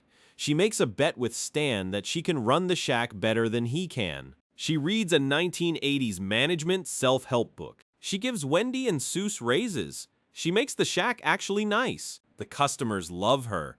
Business goes up. Meanwhile, Stan is humiliated on the game show by a chimpanzee co-host who beats him at every challenge. Moviefone correctly identifies that Boss Mabel is not particularly ambitious or essential, but it is just designed for maximum enjoyment, with Mabel's 1980s book on management and Stan's delirious B-story all working together for pure fun. That is exactly why fans love this episode. It has no agenda. It does not advance the mythology. It does not introduce Bill Cipher. It does not deepen any backstory. It is just a fun episode where Mabel gets to be in charge. And Stan gets to be humbled, and the audience gets to laugh at a chimpanzee in a tie. The episode also has a sneaky character moment near the end. Stan loses the game show. He comes home expecting to gloat about how much money he won, only to realize Mabel actually did a better job running the shack than he did. He admits this privately. Mabel offers to share the win. They make peace. It is one of the first moments where Stan acknowledges Mabel's intelligence and capability without sarcasm. The show was slowly, episode by episode, building the case that Stan loves the kids. Boss Mabel is one of the bricks in that wall. The episode is light. It is breezy. It is the perfect rewatch episode for a fan looking for comfort food, foreshadowing for the much harder, much more devastating Mabel episodes coming up. Boss Mabel shows you a Mabel who is confident, capable, and unbreakable. By the time Weirdmageddon 2 ends, you will see Mabel at her most fragile. The contrast hurts more because you saw who she used to be. We move on. The Hand That Rocks the Mabel and the Birth of Gideon. The Hand That Rocks the Mabel, Season 1, Episode 4, is the Gideon introduction episode. Gideon Gleeful is a child psychic with a TV show and a massive ego. He has been operating in Gravity Falls for years, taking advantage of the town's gullibility for his own profit. The kids investigate. Gideon gets a crush on Mabel. He asks her on a date. She agrees, mostly out of pity. The date goes badly. Mabel tries to let him down easy. Gideon does not handle rejection well. He vows revenge on the entire Pines family. Moviefone notes that this episode is subtly unsettling with its visual Twin Peaks allusions, and praises it for expertly setting up where the narrative would travel. Gideon is voiced by Threw-Up Van Orman with a high, syrupy, pseudo-Southern accent that the fandom has cited for years as one of the great cartoon voice performances. Gideon is the first real recurring antagonist on the show. He is 12 years old. He looks like a cherub. He sings church revival songs in a falsetto. He is also the most genuinely unsettling villain in Season 1. He keeps a shrine to Mabel in his bedroom. He has photos of her covering the walls. He cuts out pictures of her face from school yearbooks. The fandom has had to grapple with how dark this episode is for a Disney show. Gideon's behavior is straight-up stalker behavior. The episode does not pretend otherwise. The big moment of the episode is when Gideon attempts to use his hypnotic amulet to make Mabel love him. He fails. Dipper crushes the amulet. Gideon is humiliated in front of his fans. He swears that one day he will get revenge on the Pines family. The audience walks away thinking, oh, that little guy is going to be a problem. He absolutely will be. The entire first half of Season 2 is shaped by Gideon's revenge arc. He owns the Mystery Shack at one point. He tries to demolish it with a giant Gideon bot. Everything that he does going forward stems from this one rejection. The fandom has had decades to debate how much sympathy Gideon deserves. The consensus is mixed. Some fans think he is just a bad kid. Others think the show makes him surprisingly redeemable in the finale, where he fights alongside the Pines family during Weirdmageddon Part 3. The character is more complicated than he looks. We move on. We are climbing toward the top now. The Stanchurian Candidate and Tad Strange. The Stanchurian Candidate, Season 2, Episode 14, is a sharp piece of satire dressed up as an election episode. Stan decides to run for mayor of Gravity Falls after the longtime Mayor Eustace dies of old age during the previous episode. Stan is predictably a terrible candidate. He insults voters. He misreads the teleprompter.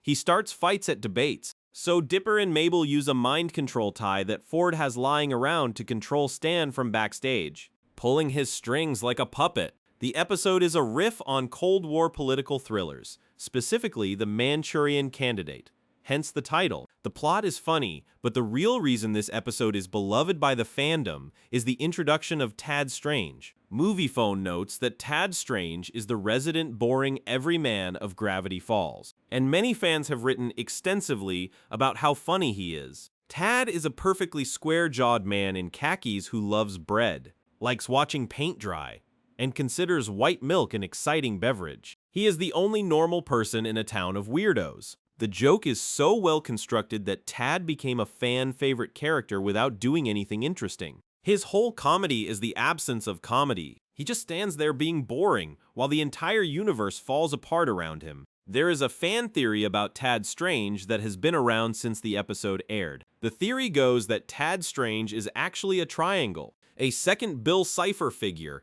a demon hiding in plain sight as the dullest man alive. The theory points to the fact that Tad has a strange last name. He keeps showing up at weird times. His face is perfectly symmetrical in a way that feels intentional. Alex Hirsch, the show's creator, has never confirmed or denied this. The ambiguity has kept the fandom theorizing for years. Whether Tad is a triangle or not, the character himself is one of the most memorable side characters in the show. The episode also marks a turning point for Stan. Throughout the episode, the kids are essentially using him as a puppet, controlling him to win the election. Stan eventually breaks free of the tie and gives his own speech to the town. He tells them he is a liar and a cheat and a fraud, but he is their fraud, and he loves Gravity Falls. He loses the election, but he gains the respect of the town in a way he never had before. The fandom remembers this speech as one of the best Stan moments outside of the Weirdmageddon finale. The man who has spent decades pretending to be his brother takes off the mask for 1 minute and tells the truth. It is a small moment with a lot of weight. We move on. Bottomless Pit and the anthology that worked. Bottomless Pit, Season 1, Episode 14, is the first of the 2 anthology episodes. Dipper, Mabel, Stan, and Soos accidentally fall into a bottomless pit in the forest. While falling endlessly, they decide to tell each other stories to pass the time. The episode is structured as 4 short stories, each one narrated by a different character. Dipper tells a story about a magic mouth-stretching spray that gives him a deep, manly voice. Mabel tells a story about Stan giving her unsolicited driving lessons. Soos tells a story called Soos's Really Great Pinball Story. Is that a good title? Do they have to be puns or whatever? Stan tells a tall tale about haunted apples that may or may not be true. Moviefone highlights this episode as one of the funniest and most formally adventurous in the entire series. The phrase formally adventurous is the right one. Bottomless Pit lets each character tell their story in a slightly different visual style. Dipper's story has a glossy, dramatic look. Mabel's story has a sketchier, more cartoon-loose look. Soos's story is animated almost like a 1990s educational video, with stiff frames and weird transitions. Stan's story is animated in the warm sepia tones of an old man telling lies on a porch. The format shifting is the joke. The funniest of the 4 is Soos's pinball story. It is genuinely just Soos talking about a really intense game of pinball he played one time. There is no monster. There is no twist. Soos just played pinball really well one day and wants to tell the world about it. The whole short is a piece of meta-comedy where Soos questions in real time whether his own story is even worth telling. The fandom has cited this as one of the most quotable comedy bits in the show. The line about whether they have to be puns or whatever has become a meme that has outlived its original context. Bottomless Pit also has Soos working out a deep crush on Mabel's older Wendy figure that the show wisely lets pass without making a big deal of. The episode is light, weird, and inventive. It is comfort food of the highest order. We move on. Gideon Rises and the end of Season 1. Gideon Rises, Season 1, Episode 20 is the Season 1 finale. Gideon has finally taken control of the Mystery Shack. The Pines family has been kicked out. They are living with Soos's grandmother. Stan is broken. He has lost everything he built. The kids are devastated. Gideon has used a giant Gideon bot to terrorize the town. He plans to use the 3rd journal, which he has stolen, to find the secret of Gravity Falls. The episode is a full-on action piece. Mabel and Dipper sneak back to the shack to confront Gideon. They face off with the Gideon bot. There is a chase sequence across the rooftops of Gravity Falls. There is a fight inside the cockpit of the robot. Dipper, who has spent the entire season being treated as the smart twin, ends up needing Mabel and Stan to save him. Gideon is finally defeated when his crimes are exposed to the entire town and he is arrested. The Pines family gets the shack back. The kids breathe a sigh of relief. They think they have won. Then the credits start to roll. And in the final scene of the season, Stan goes downstairs to the secret basement. He pulls out the 3 journals. He puts them together. He reveals a complete blueprint of a machine. And he starts to power up the portal. Moviefone calls this the most jaw-on-the-floor finale since the first season of Twin Peaks, made all the more excruciating by the fact that the show wouldn't return for another year. That is exactly right. The Twin Peaks comparison is deserved. The audience walked out of Gideon Rises with their entire understanding of the show flipped upside down. Stan, who they thought was a lovable con man, was secretly building something. The journals, which they thought were Dipper's mystery to solve, had a different owner waiting in the shadows. The whole show suddenly had a deeper layer. The fans had to wait nearly a year between Gideon Rises and the Season 2 premiere. That hiatus was, according to fan accounts on Reddit and Tumblr, brutal. People rewatched the episode dozens of times, People dissected every frame of the final scene. People built elaborate theories. The Stan twin theory was born in this hiatus. The Portal speculation reached fever pitch. The fandom became one of the most active and theory-driven animation fandoms on the internet, all because of this one final scene. Gideon Rises is the episode where Gravity Falls became something more than just a Disney cartoon. It became an ongoing puzzle that people lived inside between episodes. We move on. Into the Bunker and the John Carpenter homage. Into the Bunker Season 2, Episode 2 is one of the most terrifying episodes the show ever made. The premise is that Dipper and Mabel discover that there is a hidden bunker in the woods built by the author of the journals. They go to investigate. Wendy comes along. So does Suze. Inside the bunker, they find old furniture, weird artifacts, and a frozen creature in a containment cell. The creature breaks free. The creature can take the shape of any person it has seen. It hunts them through the bunker. Moviefone notes that the episode is basically an animated version of John Carpenter's The Thing, with Dipper standing in for Kurt Russell. That comparison is dead on.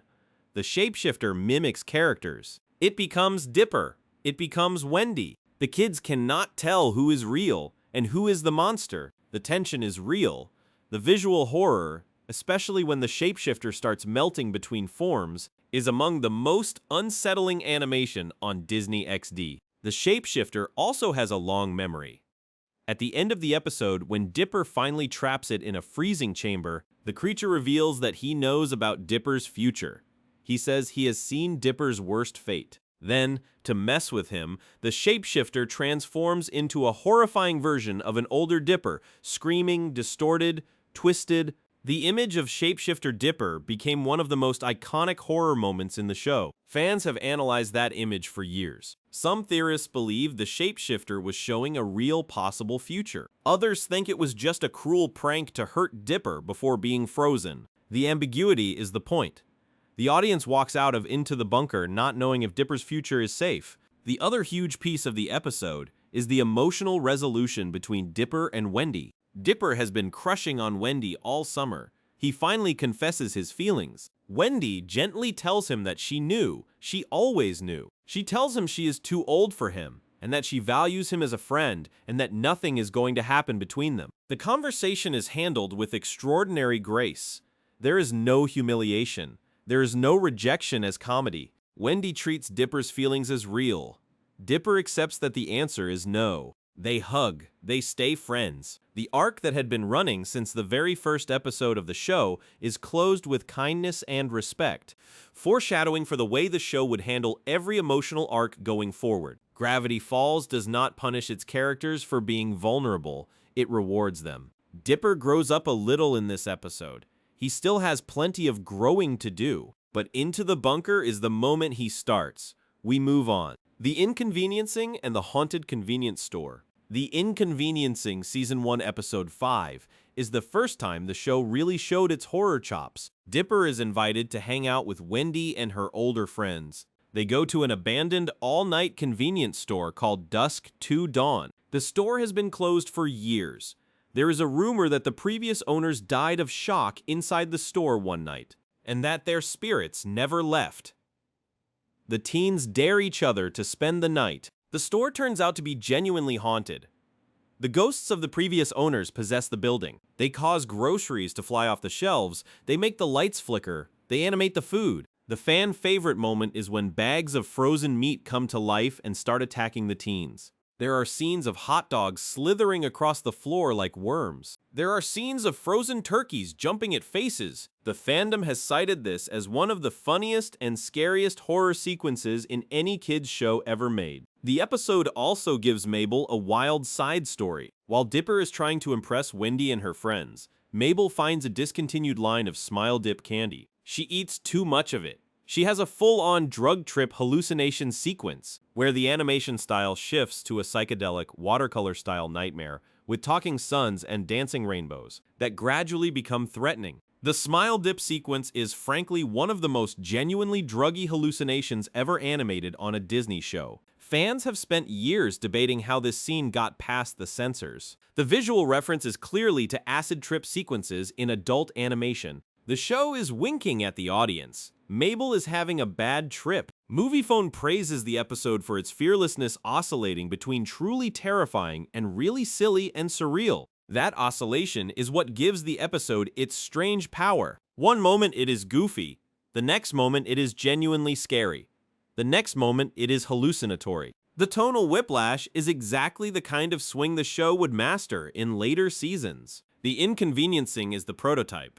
It is where the show first proved it could do anything. The Dusk 2 Dawn store would become one of the most beloved locations in the fandom. There are fan-made horror games based on this episode. There is fan art everywhere. There is even a vocal fan campaign to get the ghost brought back for a guest appearance in a sequel project. The episode plants something deep. We move on. Tourist Trapped and the beginning of everything. Tourist Trapped Season 1 Episode 1 is where it all begins. Mabel and Dipper Pines arrive in Gravity Falls, Oregon to spend the summer with their great-uncle Stan. Mabel falls in love almost immediately with a mysterious boy named Norman, who turns out to be a stack of gnomes in a trench coat trying to kidnap her to be their queen. Dipper finds a journal in the woods.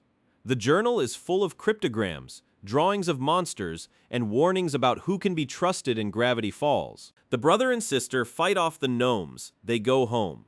The summer has begun. Moviefone correctly identifies that it is rare to see a show so perfectly crystallized so early on, and yet, in the first half hour, all the elements are there, including the sibling dynamic, the outsized personality of Stan, the mythological strangeness, the relatable real-world emotions, and the clever interwoven storytelling that wouldn't pay off until 8 episodes later. That is the genius of Tourist Trapped. The episode introduces everything. The dynamic between Mabel and Dipper is fully formed from the first scene. Mabel is bubbly and impulsive. Dipper is cautious and skeptical. Stan is gruff and secretly loving. The journal is in the woods waiting to be found. The mystery of Gravity Falls is already humming in the background. What fans on rewatch always notice is how much foreshadowing is packed into this first episode. The opening title sequence shows shots that will not pay off until 2 seasons later. The journal page Dipper reads has hidden cryptograms that decode to messages about Stan's brother. The gnome leader, Jeff, says lines that will turn out to be foreshadowing of Bill Cipher's involvement. The whole pilot is a thesis statement. The show is telling you, in code, what it is going to do. You just have to learn to listen. The gnomes themselves became one of the show's most beloved fan-favorite creations. The fan-favorite moment is when the gnome leader vomits a rainbow as a threat display. That scene inspired a Snapchat filter, a series of memes and merchandise that is still being sold today. The gnomes appear in almost every season as background characters. They are the show's mascots in many ways. Tourist Trapped is the episode that introduces all of it. The fandom holds this episode up, not as the best, but as the most important. Without Tourist Trapped working as well as it did, there is no Gravity Falls. The whole show rests on this 22-minute pilot succeeding. It did. Spectacularly. We move on. We are entering the top tier of the show now. A Tale of Two Stans and the Brothers Who Broke. A Tale of Two Stans. Season 2, Episode 12, is the answer to every question the audience had been asking for 2 years. The episode opens with Stan and the man who just walked out of the portal sitting across from each other in the secret basement. They have not seen each other in 30 years. The first thing the new man does is punch Stan in the face. Then he refuses to thank him for the rescue. The reunion is bitter, brutal, and entirely earned. The kids ask who he is. Stan tells them, he is the author of the journals. He is Stan's twin brother. His name is Stanford. His nickname is Ford. The bulk of the episode is told in flashback. Mabel and Dipper, along with Seuss, ask the two brothers to tell their story. The story is the heart of the entire show. We see Stanley and Stanford as kids on the Jersey Shore in the 1960s. They are inseparable. They build a boat in their garage. They plan to sail the world together when they grow up. They are best friends. Then Stanford builds a perpetual motion machine for the school science fair. The machine catches the attention of a famous West Coast college recruiter. Stanford is offered a free ride. Stan is overjoyed for his brother. Then he goes to the school the night before the recruiters arrive. He finds himself alone in the dark gym, looking at the machine, and the realization hits him. His brother is about to leave. They are going to be separated. Their dream of sailing the world together is over. In a moment of panic and grief, Stan punches the machine. He breaks it. He does not mean to break it. He just touches it wrong. The next morning, when Stanford presents the broken machine to the recruiters, he is humiliated and rejected. The recruiters mock him. Their father, Philbrick Pines, voiced beautifully by Jonathan Banks, finds out what Stan did. He blames Stan for ruining Stanford's future. He throws Stan out of the house. Stan is told never to come back until he has made his fortune. The Gabbing Geek recap notes that Stan was kicked out by his tough guy father after accidentally breaking Ford's machine, costing the smart twin a free ride to a fantastic West Coast college. From there, Stan spends the next decade as a drifter. He sells junk products in different states.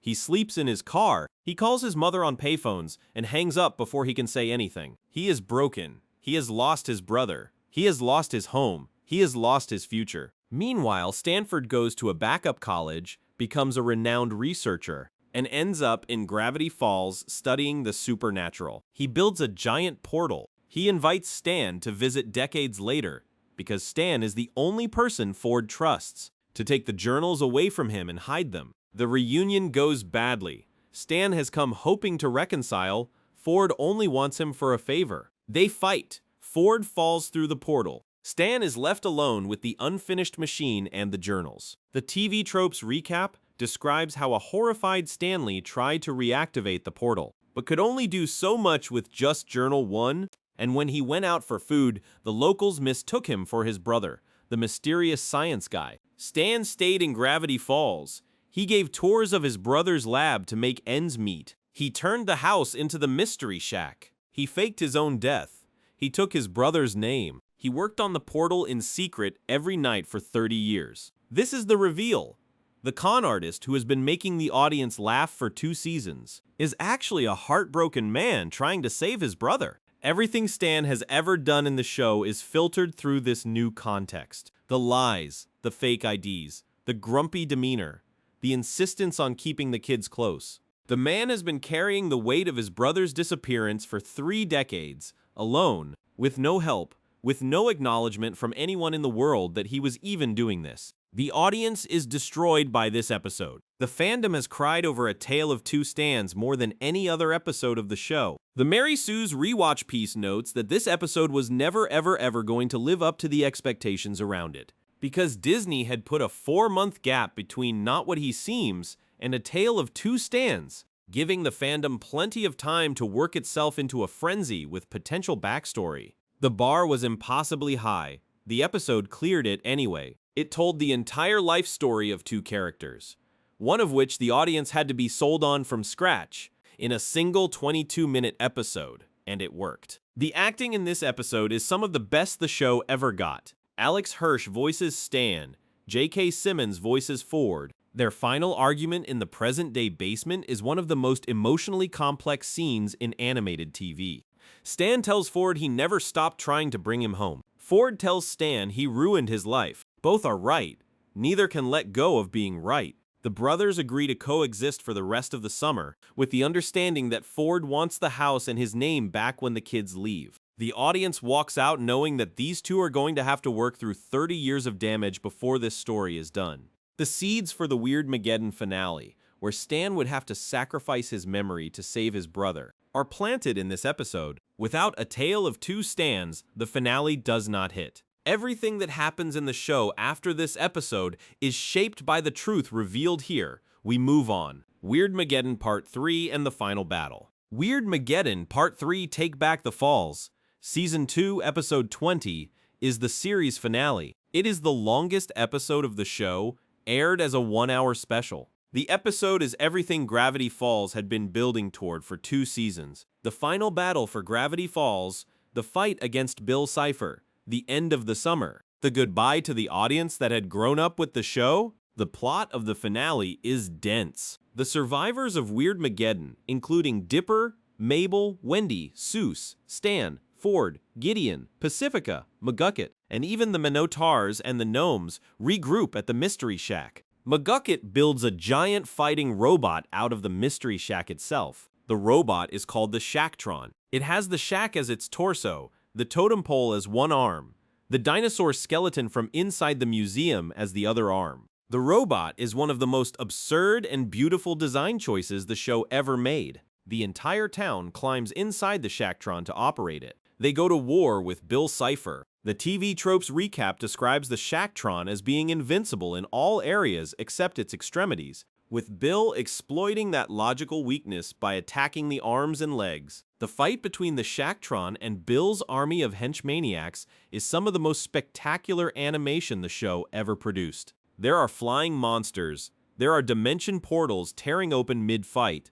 There are eye-bats swarming. There are old characters returning to fight, including the multi-bear from Dipper vs. Manliness and the gnomes from Tourist Trap. Every character the show has built over 2 seasons gets a moment. Eventually, the Shacktron is destroyed. Bill captures Ford. He threatens Ford's life. The remaining heroes have to figure out how to defeat a god who exists outside their dimension. Ford comes up with a plan. Bill is vulnerable inside the mind of a human being he has entered. If they can get him into a mind and erase that mind, they can kill Bill. The problem is that the person whose mind is erased will lose everything. All their memories, their entire self. They will become an empty shell. Ford volunteers. Stan refuses to let him. Stan says it has to be him. Ford is too important. Stan is the one Bill will believe. Stan is the one who can pretend to be Ford long enough to get him into his mind. They argue. They scream at each other. They have a fight that has been 30 years in the making. And then Stan reaches out and they hug. The brothers, for the first time on screen, hug each other. The animation slows down. The music swells. The moment is held for several long beats. The fandom has called this the most emotional scene in any animated series in modern memory. Stan, disguised as Ford, pretends to give Bill the equation he needs to escape. Bill enters his mind. Ford fires the memory gun. The whole sequence is animated like a fever dream. The Gravity Falls wiki describes the room going up in blue flames, the color of flames when Bill makes a deal. With Bill slowly engulfed in the flames and taking many different forms as he is meeting his untimely demise, Bill realizes too late what is happening. He begs for mercy. He pleads with Stan. He cycles through every shape he has ever been. He becomes a clown. He becomes a giant Bill. He becomes a screaming face. Stan, sitting calmly in the burning room of his own mind, just smiles. He says, "Good night, you triangle son of a bitch." He punches Bill in the eye. Bill shatters into pieces. Then Stan wakes up. He does not remember anything. He does not know his name. He does not recognize Ford. He does not recognize the kids. He sits in the rubble of the shack, blinking, confused, asking who these people are. Mabel breaks down crying. Dipper holds her. Ford realizes the cost of what his brother just did. The town has been saved. Bill is gone. Weirdmageddon is over. But Stan, the man who spent 30 years trying to bring his brother home, the man who raised these kids for a summer, the man whose love for his family was the engine of the entire show, has lost himself. The recovery is one of the most painful sequences in the show. Mabel pulls out her scrapbook. She shows Stan photos. She tells him stories. She points at pictures and explains who everyone is. Slowly, hour by hour, Stan's memory comes back. He recognizes Seuss. He recognizes Dipper. And finally, at the very end of the scrapbook, when Mabel shows him a picture of herself, Stan looks up and says her name. The dam breaks. The whole family cries. The audience cries. The episode ends on a goodbye. Dipper and Mabel turn 13. Their parents come to take them home. Stan and Ford have reconciled. They have decided to sail the world together, finally completing the boat trip they planned as children. Seuss takes over the Mystery Shack. Wendy and Dipper part as friends. Pacifica waves goodbye. The bus pulls away. Dipper and Mabel watch Gravity Falls disappear behind them. The summer is over. Childhood is over. The show is over. Moviefone describes the finale as visually stunning and lushly imagined, proof that a grand design in serialized storytelling is not only possible, but when it's pulled off can be as satisfying as it is moving. The fandom agrees almost unanimously that Take Back the Falls is the best closer of any Disney animated series. The episode ranks number 2 on the Moviefone list, only beaten by The Time Traveler's Pig. Because the latter does something the finale does not, we will get there in the final chunk. But Weirdmageddon Part 3 is the emotional summit of the show. Nothing in the catalog hits harder. The fandom has also kept arguing about Bill's fate after the finale. The Book of Bill, a tie-in book written by Alex Hirsch in 2024, revealed that Bill was not fully destroyed and was instead sent to a rehabilitation center in another dimension called the Theraprism. The book confirmed what the fandom had suspected for years from various hidden cryptograms and cipher hunt clues. Bill survived. He is locked away. He might be back someday. The fandom is still waiting. Whether the show ever returns or not, the door is open. We move on.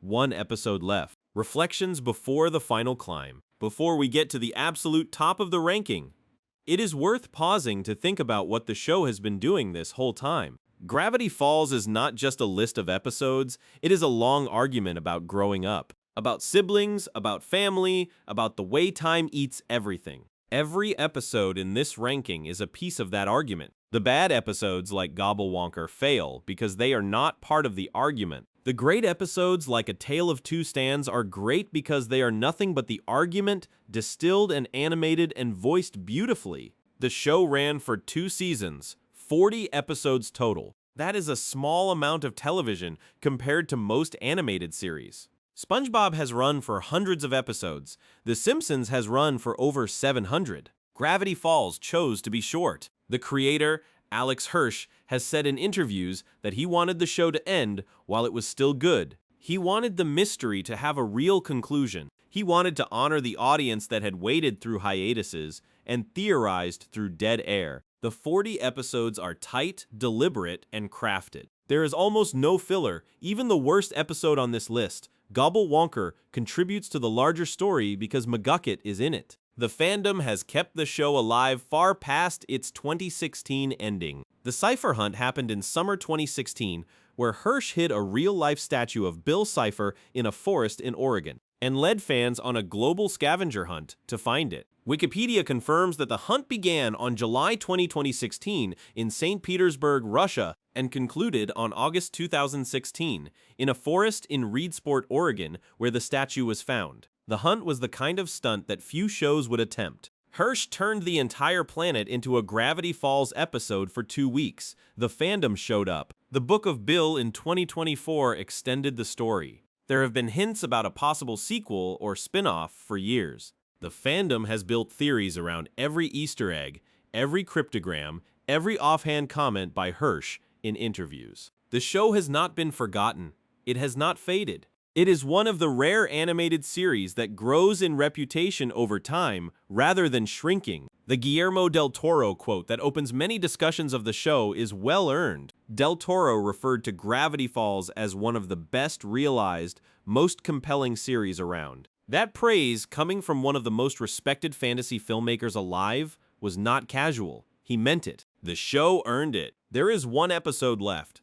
The episode that most ranked lists, including MoviePhones, put at the absolute top. The episode that is not the most emotional, not the most spectacular, not the highest stakes, but the one that when you go back and rewatch the show, you realize was doing more work than any other single episode in the catalog. We get to it in the next chunk. The Time Traveler's Pig, Season 1, Episode 9, is the episode that sits at the absolute top of the MoviePhone ranking. MoviePhone calls it the episode that made the grand design of Gravity Falls crystal clear, citing it as the smartest and most fearless show on television, just so happened to be on the Disney Channel and Disney XD. That ranking, at first glance, is surprising. The Time Traveler's Pig is not the most spectacular episode. It is not the saddest. It is not the funniest. It does not have Bill Cipher. It does not have the Stan Brothers. It does not have the Apocalypse. So why does it sit at the top of so many lists? The plot is deceptively simple. The town of Gravity Falls is hosting a summer fair. Mabel wants to win a pig at the carnival ring toss. Dipper wants to impress Wendy. He goes to a stall and signs up for a game called the Dunk Tank, where he can dunk Wendy's loser boyfriend Robbie. Through a sequence of embarrassing missteps, Dipper accidentally dunks Wendy instead. Wendy is mad at him. Robbie comforts her. Dipper is heartbroken. Then a strange man in a green jumpsuit appears in the bushes. His name is Blendon Blandon. He is a time traveler from the future. He has a time travel device strapped to his wrist. Dipper steals the device. He goes back in time to undo his mistake. Every time Dipper goes back, something new goes wrong. He fixes the dunk tank moment, but loses Wendy in a different way. He fixes that, and Wendy ends up dating Robbie anyway. He keeps trying. He keeps failing. Meanwhile, every time Dipper resets the timeline, Mabel's day changes too. In some versions, she wins the pig Waddles. In other versions, a different girl, Pacifica, wins the pig instead. The two siblings end up trapped in a paradox where Dipper's happiness with Wendy and Mabel's happiness with Waddles are mutually exclusive. Dipper has to choose. He can fix his Wendy problem and lose Waddles for Mabel, or he can let his Wendy problem stand and let Mabel have her pig. The choice he makes is the choice that defines the entire show. He chooses Mabel. He gives up the chance to be with Wendy. He hands the time travel device back. He goes home with his sister. Mabel gets Waddles. The episode ends with the two of them sitting on the porch of the Mystery Shack, watching the stars, with Mabel hugging her pig and Dipper trying to make peace with his loss. Moviefone's ranking explains why this episode is number 1. It is not just a great standalone story, it is also a structural masterpiece. The episode periodically visits moments from previous episodes, and if you go back to those earlier episodes, you can see those same disturbances happening in the background. The Time Traveler's Pig is the episode where the show shows its hand. It is doing time travel mechanics not just inside the episode, but inside the entire season. Blendin Blandin can be seen on rewatch, hiding in the background of every previous episode of the season. He is in the pilot, he is in Headhunters, he is in The Hand That Rocks the Mabel. The show was planting him from the very beginning. The audience just had to learn to look. That kind of structural ambition is rare in any TV show, let alone an animated one for kids. The show was not making it up as it went. The show had a plan from the first frame. The Time Traveler's Pig is the episode where the plan becomes visible. The fandom has spent years rewatching the show after this episode just to spot Blendin in the background. There are dedicated YouTube videos that compile every Blendin sighting. There are forum threads tracking his movements across the timeline. The show rewards close, watching in a way few other animated series do. The emotional core of the episode is also what elevates it. Dipper's choice to give up Wendy for Mabel is the most quietly meaningful moment in the entire season. He does not get a speech. He does not get a big reward. He just makes the right call and accepts the cost. Waddles becomes one of the most beloved side characters in the show. The pig will play a role in almost every episode going forward. He will be the thing Mabel clings to in the darkest moments of the show, including when she is trapped in the bubble during Weirdmageddon 2. Without the Time Traveler's Pig, there is no Waddles. Without Waddles, Mabel does not have her emotional anchor for the second season. The episode is the linchpin of the entire emotional architecture of the show. The episode is also funny in a way that the show would build on. The time travel sequences are visually inventive. There's a bit where Dipper resets the timeline so many times that the same scene plays out 12 times in a row, each time slightly differently, until the audience is laughing at the rhythm of his failures. There is a fan-favorite moment where Mabel uses the time machine to give past versions of herself high fives. There is a moment where Blendin Blandin attempts to chase Dipper through time and ends up trapped in the Cretaceous period for 10,000 years before getting back to the present. The episode is dense with comedy, but the comedy serves the emotion.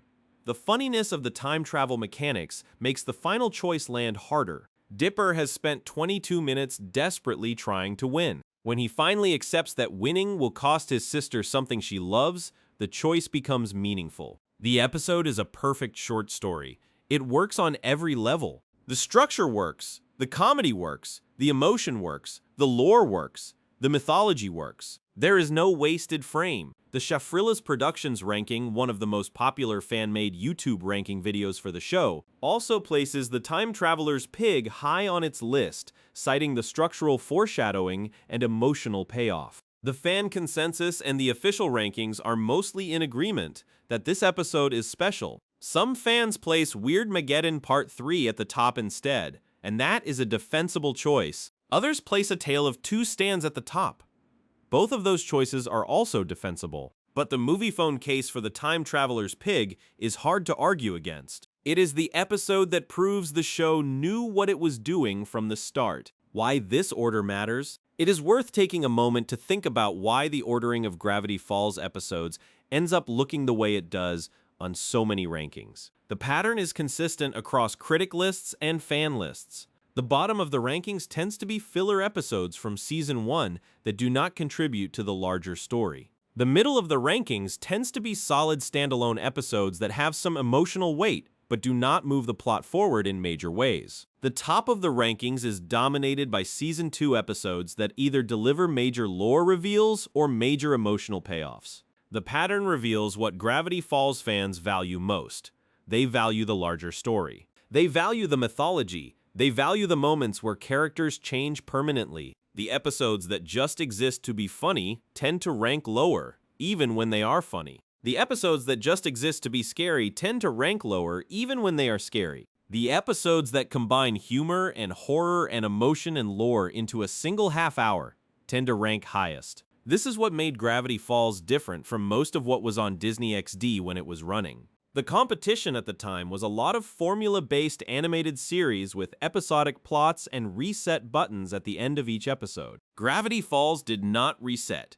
Every episode built on the last Waddles won in the Time Traveler's Pig stayed Mabel's pig for the rest of the show. Stan's secret in the basement, hinted at in Gideon Rises, became the engine of the entire second season. Bill Cipher, introduced in Dreamscaperers, became the final boss of the entire series. Nothing was wasted, nothing was disposable. The show treated its own continuity with respect. That respect for continuity is also why some episodes that are individually delightful, like Boss Mabel or Dungeons, Dungeons, and More Dungeons, end up ranked in the middle of lists rather than the top. They are great episodes, but they do not move the larger story forward. The fans who love this show are the fans who care about the larger story. The standalone episodes are the dessert. The lore episodes are the main course.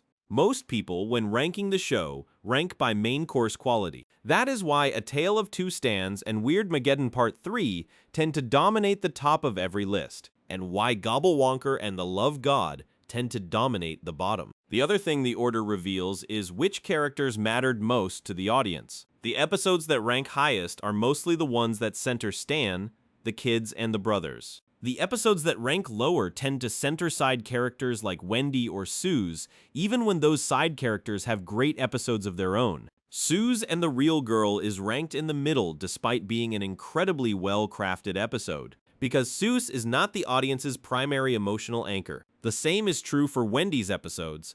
The audience came for the Pines family.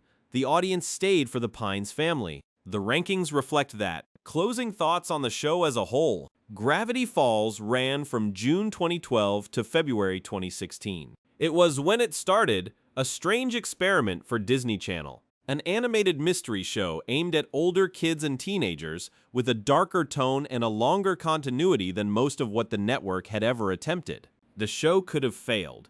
It could have been canceled after one season. Instead, it built a fandom that has lasted for over a decade and continues to grow. The show's secret weapon was that it never talked down to its audience. The mysteries were real mysteries. The cryptograms in the end credits were actual cryptograms that could be solved. The fan theories were not just tolerated, they were actively encouraged by the creators. Alex Hirsch and his team treated the audience like co-conspirators rather than consumers. The Cipher Hunt in summer 2016 was the most extreme version of this approach. The Book of Bill in 2024 was a continuation of it. The fandom has been part of the experience of Gravity Falls in a way that very few fandoms are part of the experience of their shows. The show also did something rare for any kind of serialized fiction. It ended. It did not run forever. It did not get a spin-off that diluted it. It did not get a reboot. It told its story, hit its ending, and stopped. The fandom respects this. Hirsch has talked in interviews about how hard it was to walk away from the show at the height of its popularity. He did it anyway. The result is that the show is preserved as a complete work of art. 40 episodes, a beginning, a middle, and an end. The story is finished. The audience can rewatch it forever, and the ending will always be there waiting. The ranking we have walked through tonight reflects all of this. It starts at the bottom with episodes that did not quite know what the show was supposed to be. It climbs through the middle with episodes that started to figure it out. It peaks at the top with episodes that fully delivered on the show's promise. The journey from Gobblewonker to the Time Traveler's Pig is not just a journey from worst to best. It is a journey from a show finding itself to a show that knew exactly what it was doing. For anyone using this script to fall asleep, the soft visual textures of Gravity Falls are part of why the show works so well as ambient comfort viewing. The color palettes are warm. The forest is always softly glowing. The Mystery Shack is always quietly creaking. The music, composed by Brad Breek, is built around a synth and orchestra blend that lulls more than it excites. Even in the most intense episodes, the show has long, quiet moments where characters sit in silence. Those moments are what makes the show comfortable to drift off to. The action is loud. The quiet is louder. If you're listening to this and you have not seen Gravity Falls, the recommendation from almost every animated TV critic alive is to go watch it. Start with Tourist Trapped. Watch them in order. Do not skip any. Yes, even Gobblewonker. The show is short. It is funny. It is sad. It is scary. It is everything an animated show can be in 40 episodes. The rest of this script has been a long sleepwalk through the catalog. The catalog is short enough that you could finish it in a few weekends. Watch it. If you are a longtime fan of the show using this script as a comfortable background to drift off to, you already know everything in this ranking. You have heard the debates. You have argued about whether Roadside Attraction is really that bad. You have defended the Love God to people who hated it. You have cried at A Tale of Two Stands. You have rewatched Take Back the Falls more times than is healthy. You have looked for Blendin Blandin in every background frame of Season 1. You have read the cryptograms. You have decoded the messages. You belong to this show in a way that you do not belong to many shows. That belonging is the gift Gravity Falls gave to its audience. It is a small show that turned into a big home. The summer is over. The bus has pulled away. Stan and Ford are sailing the world. Seuss is running the shack. Wendy is somewhere with her friends. Pacifica is reading a book. McGucket is in his new mansion. The town is quiet. The forest is dark. The stars are out. The journal is buried in the ground somewhere, waiting for the next kid who wanders into the woods and finds it. Maybe that kid is real. Maybe the kid is in the next generation of the Pines family. Maybe the kid is you in a dream, walking through the trees on a summer night, hearing the soft creak of a Mystery Shack sign in the distance. Good night, Gravity Falls. Sleep well.